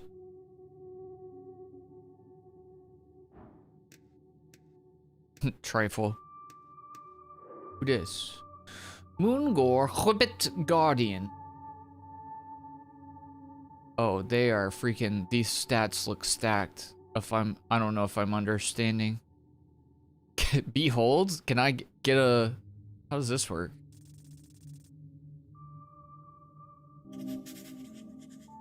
A brute, a beast, and a warrior, she could break you easily. Loyalty is a fickle thing. Hers lies with the halfways for sake of coin and shelter, but also something else, something more ethereal.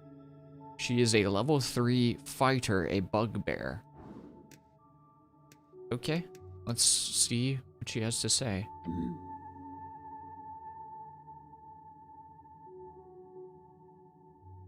Halt, human. A hairy beast towering over you, its face contorted into a stern and probably permanent frown.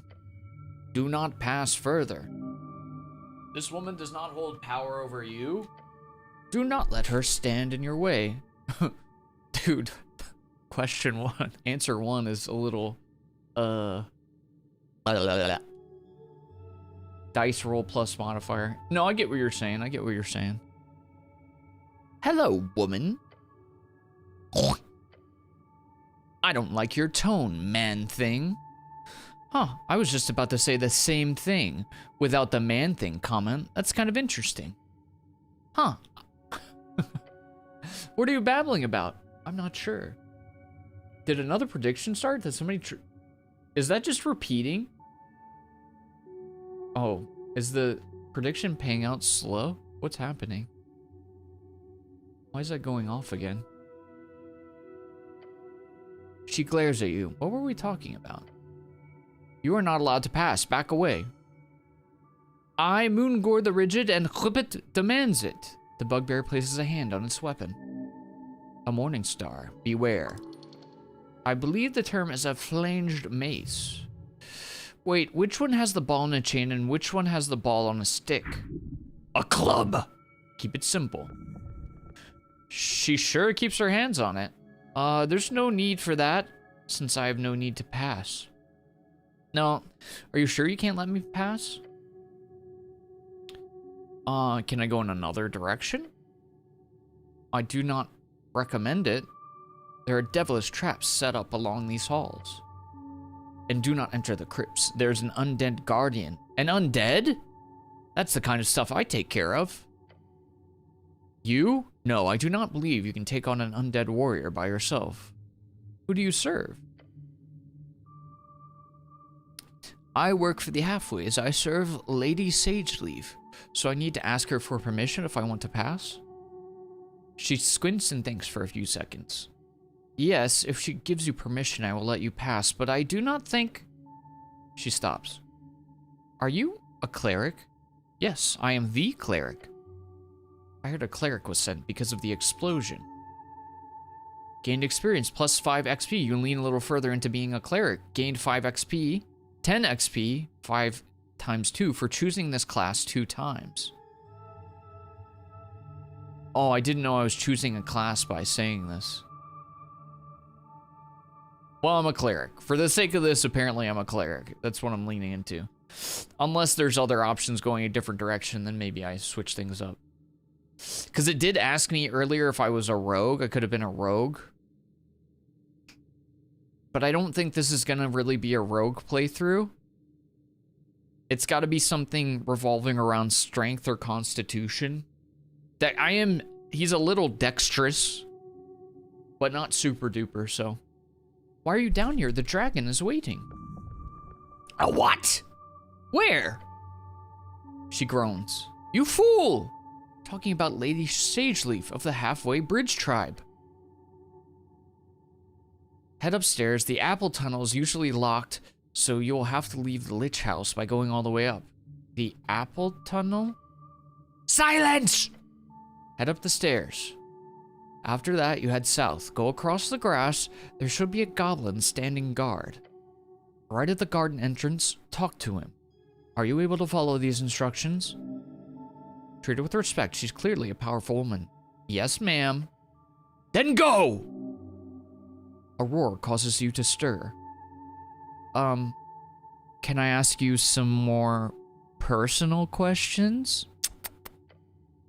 She glares. I will not entertain you with an answer. Now leave. Okay, bye. Okay. We don't want to make her too angry.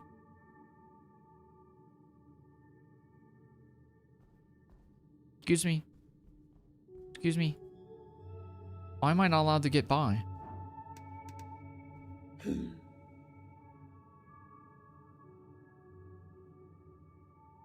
I thought she said I could go.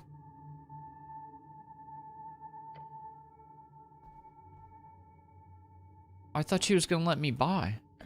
What is happening?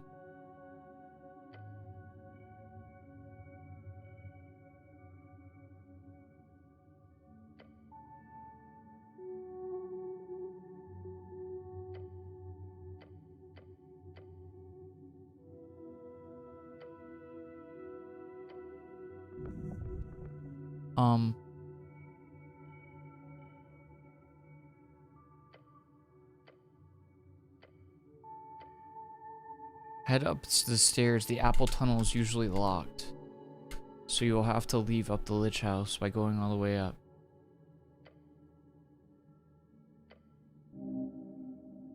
Okay, okay. Okay, I see what she's saying.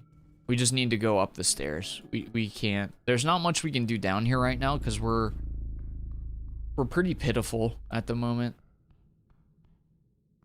Although we could go further down the stairs.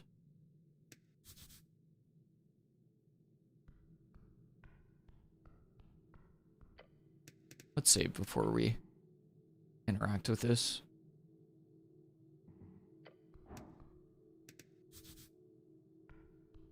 Oh, we can't go down there. The abyss will swallow your soul. Well, I don't want to get my soul swallowed. That would be bad.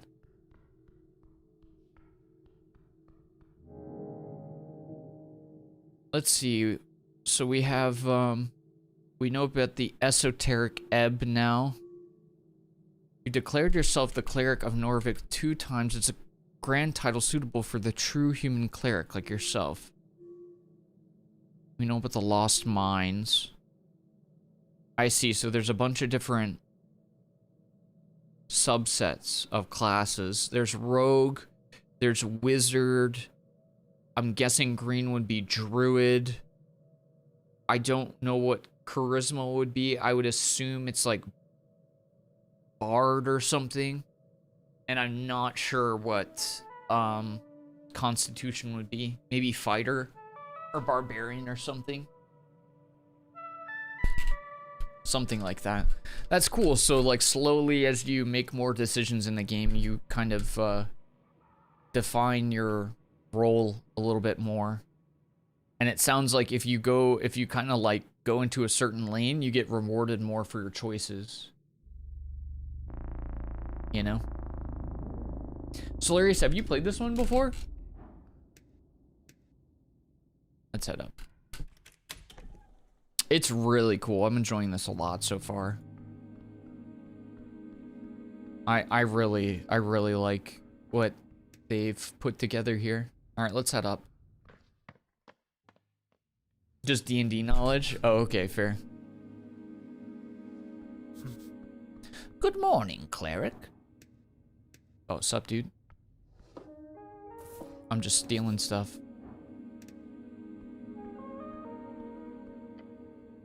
Looking inside, you find this pot to be empty. There is fear. You must grow sturdier. Huh. The red eye of earth. My god! Jor left his mark across the bands. Today, it is a universal sign of magic. Well, I'm not a wizard. So far, I am a cleric. Your fate one day. But today, I'm trifling. The stone slabs are designed to slide along the iron beams. Interesting.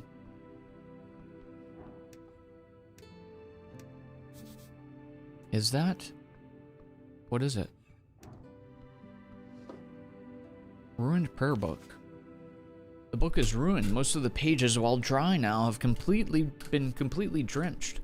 Only a few pages of the soggy Branchenich papyrus pages are readable. They appear to contain some type of undecipherable symbols. Askani writing of the most basic kind. Wait, oh no. Someone has attempted to dry this to the best of their ability. No, no, no! By Earth! This is your prayer book. So many hours wasted. You would have to rebind the whole thing. It's ruined. That'd be expensive. Let's get our hands on a new one instead. A chant book is able to sustain humidity, not underwater excursions. You should have protected Earth's chants more carefully. What a disgrace. Alright, we'll see what we can do with that later. You flip the tome open. There are fine and handwritten letters scattered across the pages. While the symbols appear to be readable, you do not understand the language. De verbis draconum ars occulta. The author's name appears to be Calum Diminori. Diminori. Anyone who uses this term for anything modern is either an anti-free strider or lives under a rock. Can I try to read it? No! I need to get my hands on comprehend languages. Right, that is a spell you use to keep prepared all the time. Find a spell scroll. Maybe you could buy it somewhere. It's fairly common. Okay, interesting. There's a lot of layers to these things. So many books. Basic manuals are arcanist novels, or arcanist histories and novels. Some of them stand out to use classics. It could be useful to refresh your mind. The books taunt you, bookishly. Let's read Autobiography Prax by Lord Phileas Prax. Take a look at the first page. In these pages, I shall endeavor to recount the journey of a mind born to greatness, a will tempered by crucible of ambition, and a spirit bound to the relentless pursuit of arcane. My name is Phileas Prax. It goes on to make grandiose statements on his personal abilities of magic. Know this, I write not for the masses, but for the few who possess the clarity of vision to see beyond the veil of mediocrity. To them I offer my life, as a lesson and a legacy that they might learn from my triumphs and avoid the pitfalls that lie in wait for the unwary. You remember the first chapters dealing with his youth, growing up in the ruthless court of rival house Hagenshags. Now he struggles against relentless opposition and bullying. Power is not born of blood nor inherited by the fortune of birthright. It is cultivated in the crucible of the mind, refined by the fires of discipline and sharpened by the relentless pursuit of magic. Why did I say magic when it's clearly saying knowledge? Let those who seek to rule first learn to kneel before the altar of wisdom, for it is there that true strength is forged.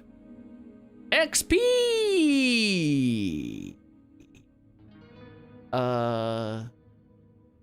Keep flipping. In the second half, Prax talks about his early political career, the intricacies of magocratic bureaucracy, how he learned to play the game well enough for himself to reach a dictatorship as the youngest magocratic ruler ever.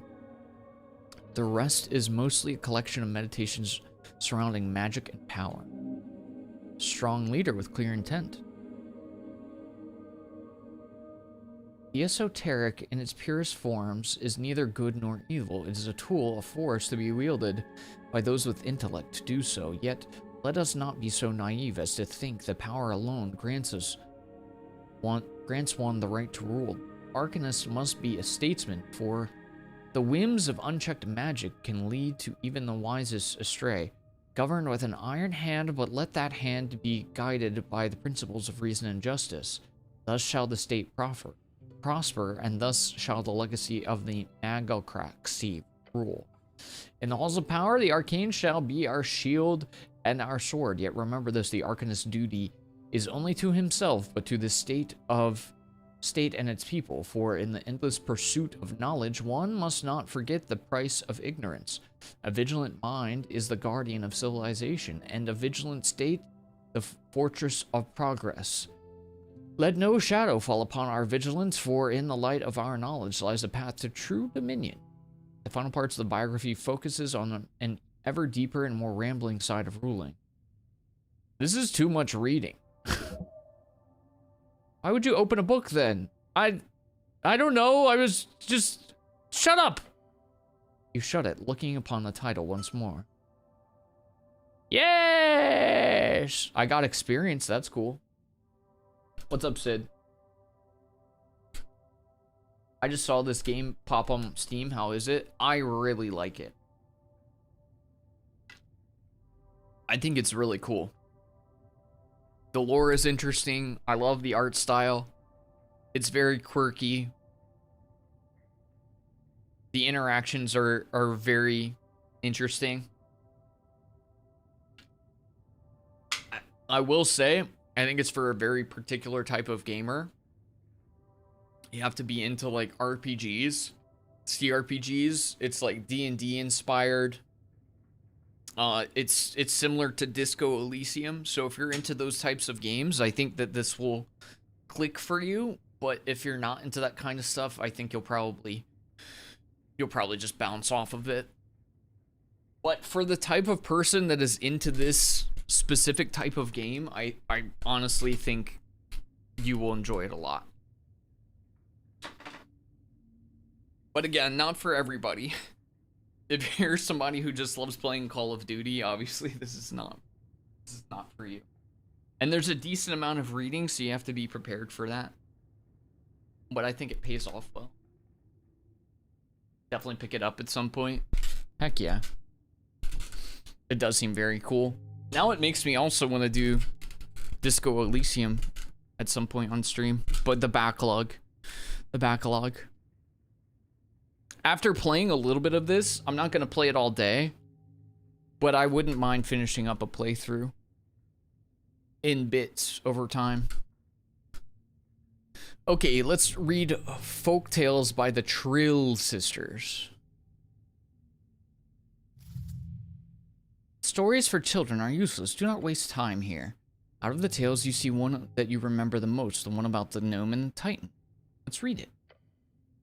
In the old days, when dragons ruled the skies and titans wandered the earth, there lived a little gnome named Abacus, known far and wide as a half-wit. Whether by fate or folly, he often found himself in the oddest of places, and so it was that he stumbled into the deep valley of Ascan. This valley was home to Kath Yamor, the Mist Titan, a colossal being with fur as thick as the ancient forests and limbs that clutched the very mountains. His upper body was hidden in, or perhaps made of, the swirling mist that filled the valley. But on this day, the valley was not the serene refuge it had once been. The air was thick with ash, and the rivers ran black, and the trees stood as charred husks. Izuth, the ancient red dragon, had set the forest aflame, hoping to drive Kamor from his domain and claim the fertile valley for himself. Kamor was furious, his great form trembling with rage as he searched for the source of the destruction. His eyes fell upon Abacus, who was wandering aimlessly, his tiny mind more puzzled by the sudden darkness than anything else. To think that the coast was filled with these beasts of Jor at one point. They reigned harshly and wildly, but it's not hard to see why they preferred their chaotic dominance to the tyranny of dragons. I found a mod where you can play RE4 as Quentin instead of Leon. Wait, Quentin Smith? Yo, what's up, Sneaky? Gamers, also, if I know Solarius has it, but if there's another one of you who has Space Marine 2, I am going to be switching over to Space Marine 2 in a little bit. As I said earlier, I was going to give this game about, a couple hours, maybe like 2.5 at the most, and then pause on this playthrough, because I just wanted to get a little taste of it to see how I was feeling it. 2 thumbs up, though, from me so far.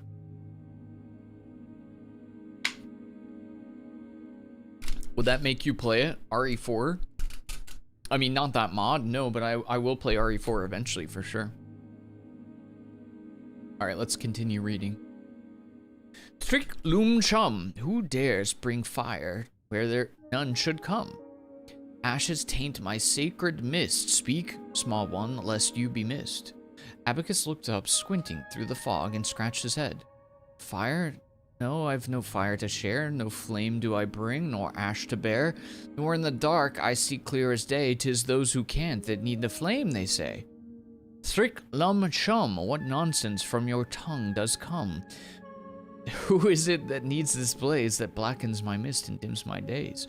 Well, question thee, who needs a flame to light their path and stroke their claim? Perhaps it is Izuth the king whose fires to your valley bring. Thrick lum chum, the dragon's days are surely done. Guide me, gnome, to where he lies. Together we shall dim his skies. The story goes on to wax about the friendship sparked between this eldritch titan and the silly little gnome as they sought out Izuth on his throne. The ancient red dragon then falls to the titan's might after Abacus accidentally guides him to the correct location. One of those classic stories every child in Ascan is told growing up. Close. Folk tales. I like that you get XP literally for just like reading lore and reading books. Tee-hee-hee taint. He also said come. Read The Collected Chants of Norvik by Patriarch Peely. This is a printed edition of Peely's work, but still old, probably came from the earliest Norvikian printers. On the first page, a short message is hand-scribbled in the corner. My belief lay in the collected humanity of Norvik. May you remember that from this collection with honor and grace, Peely D. Is this a handwritten message from the second patriarch himself? Protect this book with your life. This is a sacred artifact. Fascinating to think the Pale Man held such a treasure on his shelf. Read the foreword. Dream of unity under earth. The book begins with a lengthy essay about the foundation of Norvikian cultural values. It's really like a guide, if anything, on what a Norvikian person is, how their values come from various tribes in the old country, and how together they have formed something greater under earth. You've read this before, but you get a better sense of what it all means now. It is in some sense a plea, a stern suggestion for every human in Norvik to lose any sense of former tribal identity. Embrace a new one. A Norvikian spirit. The text directly explains how a new Norvikian culture will help the city grow and fight against inequity and injustice through unity. Fumbled, mainly by being generous and not hoarding wealth, among other things. Ha! A naive thought. Then finally it does touch upon the connection with dwarves as well, and how the Norvikian spirit is not contained within humans only. It's not just blood, it is sweat and tears as well. Those folk who unite with us will not be seen as other. No, they too are Earth's folks. They too are Earth's guard. That's a long freaking foreword. Yeah, it's like 5 pages. The old man likes to ramble. All right, let's read on. I went with you to foreign shores, my lord, my god. I pray you keep from harm the beasts each shard, a proof of your devotion. Thus I give myself to your folk. I give my life for a home at the river, in that sliver of land, to vanquish the beasts who roam, the evil who lair, the fires that burn, to build a life along the river. Every shepherd knows the song in bellows up the river. Earth lives in that sliver of land. It is your favorite. You shut the book, looking upon the title. The Collected Chants of Norvik. Take it. It does not belong in this foul place. What? The heroic, powerful man-child wants to steal something?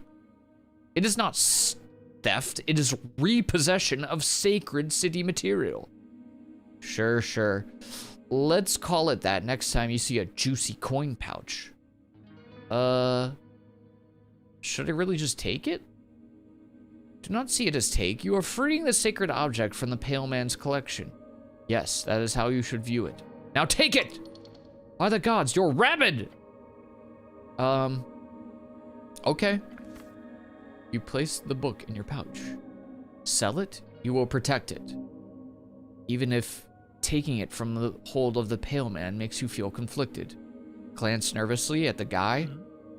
As you turn around, you see the mortician staring at you. Then he gives you the thumb up. All right, pal. Good to see you. Well, that makes it less exciting. Okay. That's all we can read for today. Let's see, does this give us any bonuses? 2+ strength? What?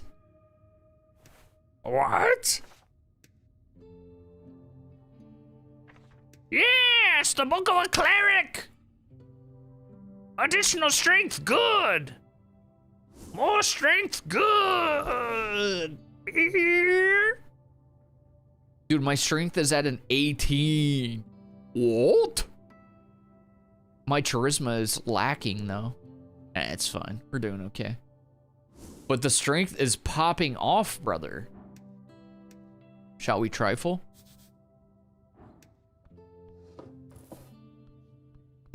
I do be trifling.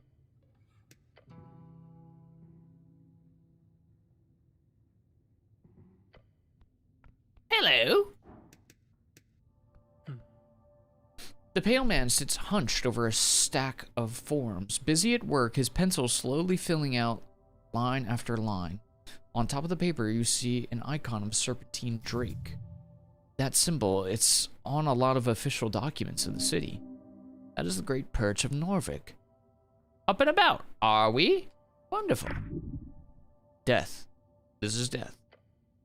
I am Viskin, a local entrepreneur and proprietor of this lich house. It appears you don't really belong here, but if there's anything I can do, cleric, just let me know. He smiles.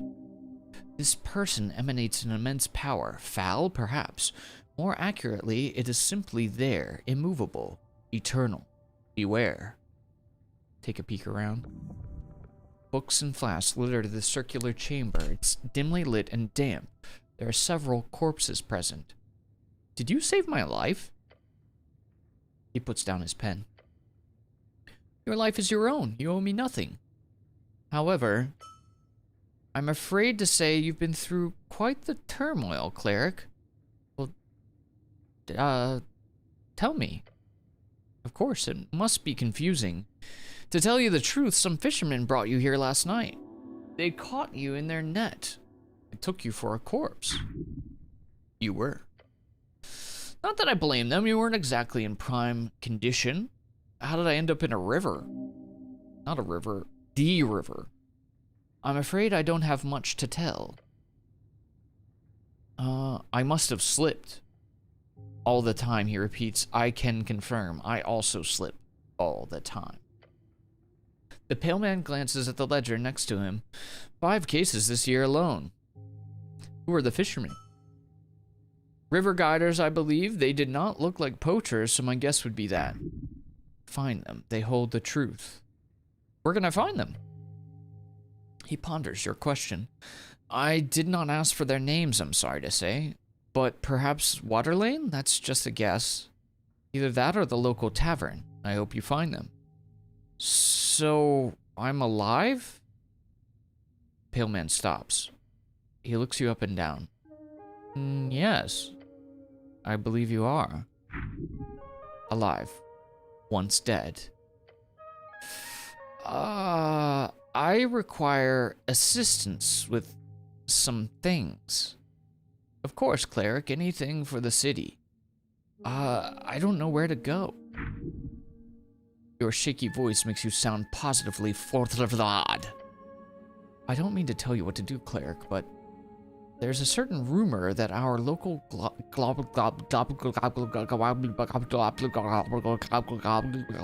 chieftain is looking for you. A goblin chieftain? Lady Mishka Sageleaf is her name. She is down in the Goblin Garden. Of course you've heard of her. Lady Sageleaf is quite famous. I'm not afraid of some goblin woman. The pale man stares at you for quite some time. I will offer you some advice, cleric. Lady Sageleaf is a powerful enemy. I would even go so far as to call her de facto lawkeeper here on this island fortress. This goblin is no lawkeeper, only the city rules. Earth rule. Wait, this is part of the job? Talking with some petty goblin queen? You may find her at the southern tip of Tolstad, the pale man says, and keeps scribbling on his papers in front of you. Do you know stuff about spells and stuff? Quite a bit. Well, can you do anything with my prayer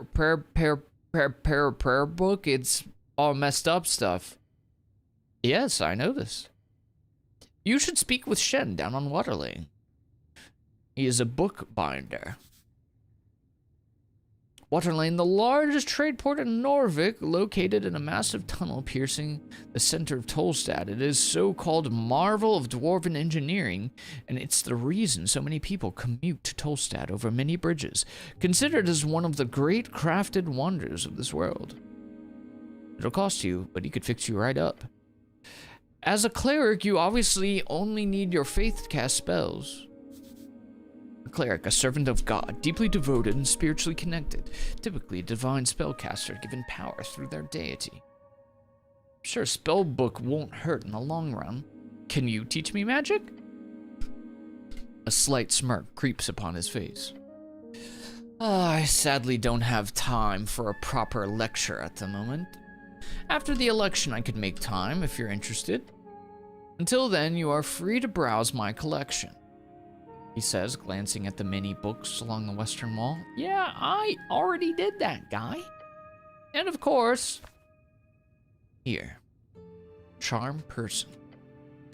This is a copy of Charm Person that will surely be useful to you. Lovely, now you can make people like you. Can you explain the basics of spellcasting? Oh, I mean, of course. As a wizard, you memorize your spells before casting them. A wizard, a book-learned arcane spellcaster, typically plays jaw strings by memorizing and executing esoteric rituals and chants. As an arcane cleric, you must memorize your spells during prayer at a shrine. There's one downstairs, by the apples. Oh yeah, I saw that. Where can I find more of them? Oops, wrong question. There's a Temple of Earth, of course, just up the stairs past the pillar. There's also one in Water Lane, and that one is past the trade post. And how do I get more spells? 2 ways. You could spend time learning them, drafting pages out of the palace archives, or the great library in the tower, since you obviously would have some access to that. However, I don't believe you have time for either of those options, so I would suggest the other route. Oh, what's that? Spell scrolls. Oh yeah, I saw one of those downstairs. Yes, a piece out of my collection. You are very much allowed to indulge, cleric. I'm glad to assist the city in any way. Now, Tolstad is filled with all kinds of strange cachets, so you'll probably encounter more by just looking around. If you get your hands on a scroll, then just memorize it. Cantrips or spells, doesn't matter. I'm sure you're talented enough to memorize them on the spot. Sure, thanks. That's all I have to ask. Very well. If you want to practice, feel free to cast anything non-lethal on my servant, Ost. Treating a servant like that is despicable. Well, maybe I will. You called me cleric. I did, yes. I am the cleric. Good for you. 15 XP for being a cleric. Your purpose is here. You serve the city as the cleric of the river. Though I'd love to ask, what type of a cleric are you? What do you mean by that? Yes, if you are a clergyman, you might run a congregation for a local religion or deity. A holy man on a holy mission. Then there are clerics of the bureaucratic variety, city officials speaking of the religious state. You, however, must be an arcane cleric.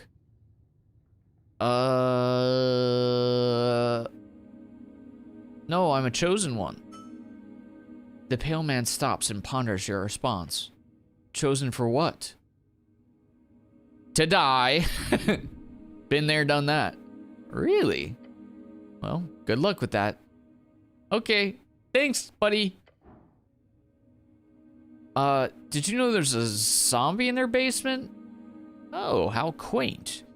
No, an undead abomination. Right below. I understand. We're closely connected with the city below. The undead seemingly wander as they please. However, I will have to take this up with Lady Sageleaf. I pay good crowns for HWBT protection. Oh, so it's all a misunderstanding then. Good. Well, I defeated the zombies, so no need to worry. He quickly masked his rage, but you saw it. Well done, cleric. What we would ever do without you. Oh, I also noticed that the zombie had a fancy magical tooth. Did it? How strange. The pale man gives you a sideways glance. How did you notice this tooth? I don't know, just... It's shiny. I like shiny. And of course. Yeah, it was easy to pluck out once the beast had been slain. Well, I hope you make good use of it. Magical items, even minor ones, can be quite handy. Do zombies always have magic teeth? I don't mingle with the undead very often. You don't think it's cursed, do you? I'm sure you know more of that than me, dear cleric. You think I should put it in my mouth? Chew it up like a Tic Tac? You see the type of panic a parent gets when their child is about to eat a shard of glass. No. As a former dentist, I recommend you do not. Well, look at it. It has these strange esoteric marks. You know what they mean? He glances at the yellow trinket in your hand. Those are the glyphs of Nimmenberg. Necromancy. Although in your hands it is no more than a common esoteric trinket, I assure you. Okay. They kept moving those apples down there, you know about that? Oh, the apples? Fascinating. You don't seem very alarmed about this, though. A stray undead creature will cause no trouble here. Gives you a rare smile and turns to the kobold by the stairs. Isn't that right, Ost? Yes, master. Oh, but what if I said I don't believe you? What do you mean, cleric? He must be punished. The zombie is clearly working for you. That's illegal! I greatly apologize for putting you in this situation. It is my neglect that led to this undead creature entering the tower. I will make sure to tighten up security in the future. This isn't... Ost! We'll do a clean sweep of the basement this evening. Get ready. The kobold gives a screeched yell. Yes, master! But I'm trying to say you need to pay for your... Of course, I'll be sure to ask for a thorough inspection by the PCG. What did that is? Pest Control Guild. Holy freak, he just keeps going. Thank you very much for your service, cleric. It is because of great men like you that the city still stands. I'm sure a good word to your patriarch will assure a promotion of some kind as well, especially with this great work you're doing on the tea shop. Make him quiet. Make him shut up. This is sketchy. Let's try it. Woo! You feel a red veil cover your vision. Muscles clenching. You know what to do. Kapoom! No! Before the pale man gets out another word, your gloved fist hits the stone slab desk with a loud thud. For the first time, you see a genuinely baffled expression appear on his face. And then pain. Slowly, you lift your broken fist off the desk. Ow! God. Cleric? You broke the law, Mortician? Oh. It's time to pay. Despite the pain, you feel like a real man. The pale man takes a deep breath. He reaches below his desk and brings forth a pouch. An isolated incident, it will not be repeated. Gained an item, a bunch of crowns. Crowns? As a city cleric, you obviously have the ability to accept Dagsbotur on behalf of Norvik. A violation of the Bone Purge Code, Article 4. In singular violation cases, a Dagsbotur of minor class is issued. In relation to my status as a Tolstad business owner, that'd be precisely 25 crowns. How does he know that? Well done, justice has prevailed. Now this issue is behind us. Anything else you needed? No, not at the moment, thank you. Before you do, make sure to collect all your belongings. He gives you a quick inspection with his dead eyes. Too quick, like he's trying to show you to not show his interest. What belongings? Quite a lot. Your uniform, your cloak, and also a voting card. A peculiar voting card. Every party has been marked on it, and I'm assuming it's yours. Yeah, I'm kind of indecisive. The pale man ignores your comment. I asked Os to lay the surviving pages of your spellbook to dry over there. He points across the chamber. He then looks at your pocket watch on the desk. That is an esoteric pocket watch. You may have it, cleric. It is surely to prove useful to you. Beyond that, you should be good. Do I have any weapons on me? None, I'm afraid. They must be at the bottom of River Torna. What that is. The second longest documented river on the coast, splitting the land of Ascani in half. Ascan is one of the 8 bands of the coast. It is a cold mountainous realm. It is your home. Also referred to as Ascani. Okay, got it. The pale man turns his face toward you and smiles. If only every government employee were as devoted as you, cleric. He gives you a stern expression. Good luck on your quest. His words burn a hole in your heart. Leave. Now. When exploring the city, you may move faster by running. To do so, either double-click or hold shift / the left trigger. Time to go! Okay, so it looks like it does have... Hold shift? I am holding shift. Human cause no trouble.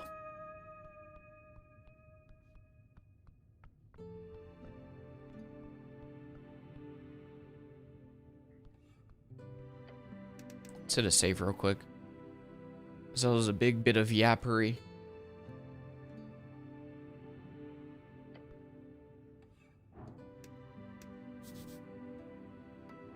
Can I take this? You're okay with that? Not even gonna say anything? There's no way I'm gonna...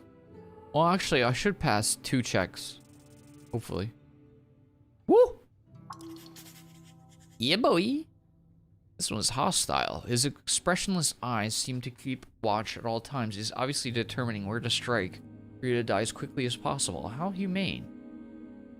Usually kobolds are only dangerous in large numbers. This one appears to be extremely deadly on its own. Hello. Wiggling his little clawed feet, the kobold follows your every move with cold, unflinching yellow eyes. He's a cute little guy. Even the small blade can fell a giant. Watch out for this one. Masters say you behave. You don't tell me what to do. Actually, you're adorable. I don't care. Your comment has begun breaking the process. Soon you will be the alpha. Glare back. Your eyes meet each other, still ever vigilant. Glare even harder.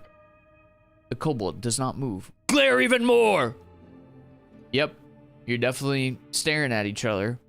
Glare! Eyes meet eyes. Glare! Still! Glare! You are looking at a kobold's yellow eyes. Stare angrily! Looking hard, leaning close to the kobold's stern face. The intimidation factor is insane! The kobold meets her gaze and keeps meeting it. Okay, no, I'm gonna keep staring. Okay, I don't think this is gonna do anything else. Okay. The kobold looks at you with a cold expression. Don't tell me what to do. I did just now. A dominating force. Fair enough. I have some questions. Who are you? I'm Os. I am the security chief in Lich House. A strong little one, nearly immovable. So you're a kobold? No question. Ah, frick. Yeah, that's not a question. Quick, save it. Alright, let's see if we can save it. Oh no. No! Ow! A taste of blood fills your mouth as you bite your tongue. The pain changes your brain chemistry for a moment, leaving your mind in shambles. Oh no, hurry, save the situation, say something, anything. Ouch! The kobold stares at you. Blood. Use this to your advantage. Intimidate him with your life's liquid. Spit out the blood through the gap in your helmet. What are you? The kobold mutters as he watches you splatter fresh blood and saliva all over the floor. Point at it and say, "That's what you get!" Cleric, what is... And then smile at him like a creep. The kobold stares at you. You wipe the remaining blood off. Thank you for your time. I want to heal before we continue. I didn't realize I was going to bite my tongue and nearly die. Jeez Louise, dude.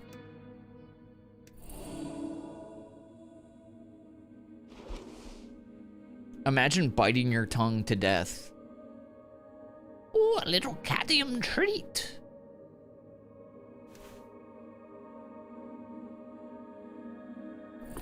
Consume the mushrooms.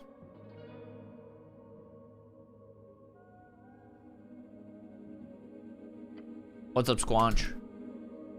Your life's liquid? Hey, hold up. That was great writing, it was. Quite silly indeed.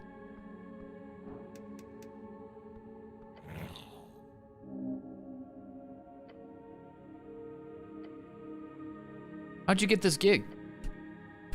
Not a gig. Okay, then what is it? I'm a devoted servant for master. So you're a slave. Not slave! And your master is Master of Iskin. And he owns you. Not own, serve. So you're being paid? Yes, paid well. Must be very well for such a fierce devotion. You wouldn't actually shoot me, would you? No promise. It's hard to take you seriously when you're so cute. That's what crossbow is for. Can I borrow it? Human is kidding? Not funny. You would make greater use of it than this puny creature. Just take it. The kobold snorts. Go away! Don't let this slide. Just take the crossbow. That wasn't a question. It was demand. Yes, it was. Okay. Maybe it was. Please, mister? No. What if I... Stealing it would be evil, so just demand it, loudly. Let's see if we can find a reasonable argument. Ooh? Ooh? Oh, you know exactly what to say. There's only one thing that could possibly convince this kobold that you should get the crossbow, and that is, of course... Well, Viskin asked me to get your crossbow. Master? The kobold glances over at his master. Yeah, he said I gotta have it more than uses does. What? Why? He said you were so strong that you don't need it anymore. The kobold squints. He leans back and smirks and nods. Here we go. Woo! Gimme, gimme. He slowly hands over his crossbow. Master, always right. The fact that he handed it over without even asking the pale man first. Love it. With a crossbow safely in your grasp, the kobold scoffs. Weak human, of course you need crossbow. Thanks. Okay, that's all we need. Voice upstairs and the smell of salt. Okay, well listen, we're about 2.5 hours into this game, approximately. That is about what I said we would do of this game, just to give it a little bit of a start and see how we like it. And guess what? I like it a lot. It's pretty sweet. It's a great game. It is a good one. Thank you so much again to Lurkit and to the dev for allowing us to give it a try. I would like to play more of this. I'm not sure at this point when I will pencil in more time to do the playthrough, but ideally I'd like to finish this game up, because this was, even though it's a lot of yapping, I like it a lot. So I'll probably have to kind of space out the times when I'm playing it and not just do a continuous playthrough, because like I can't sit here and just continuously talk for 10 hours. But doing a little bit by bit would be fun for sure. So thank you again for letting us give this game a try. Wait, hold on. Trifle? Yoink. I can't leave without my pocket watch. I would be foolish to do so. Ding.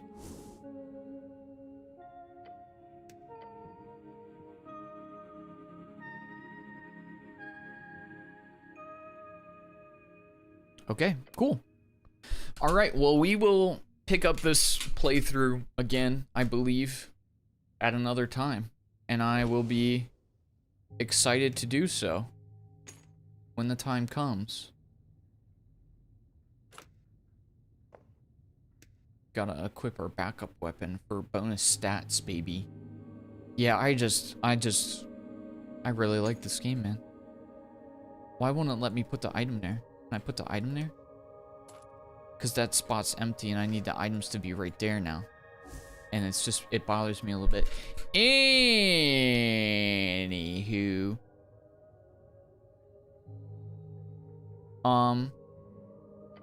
Yeah, we're gonna wrap it up there.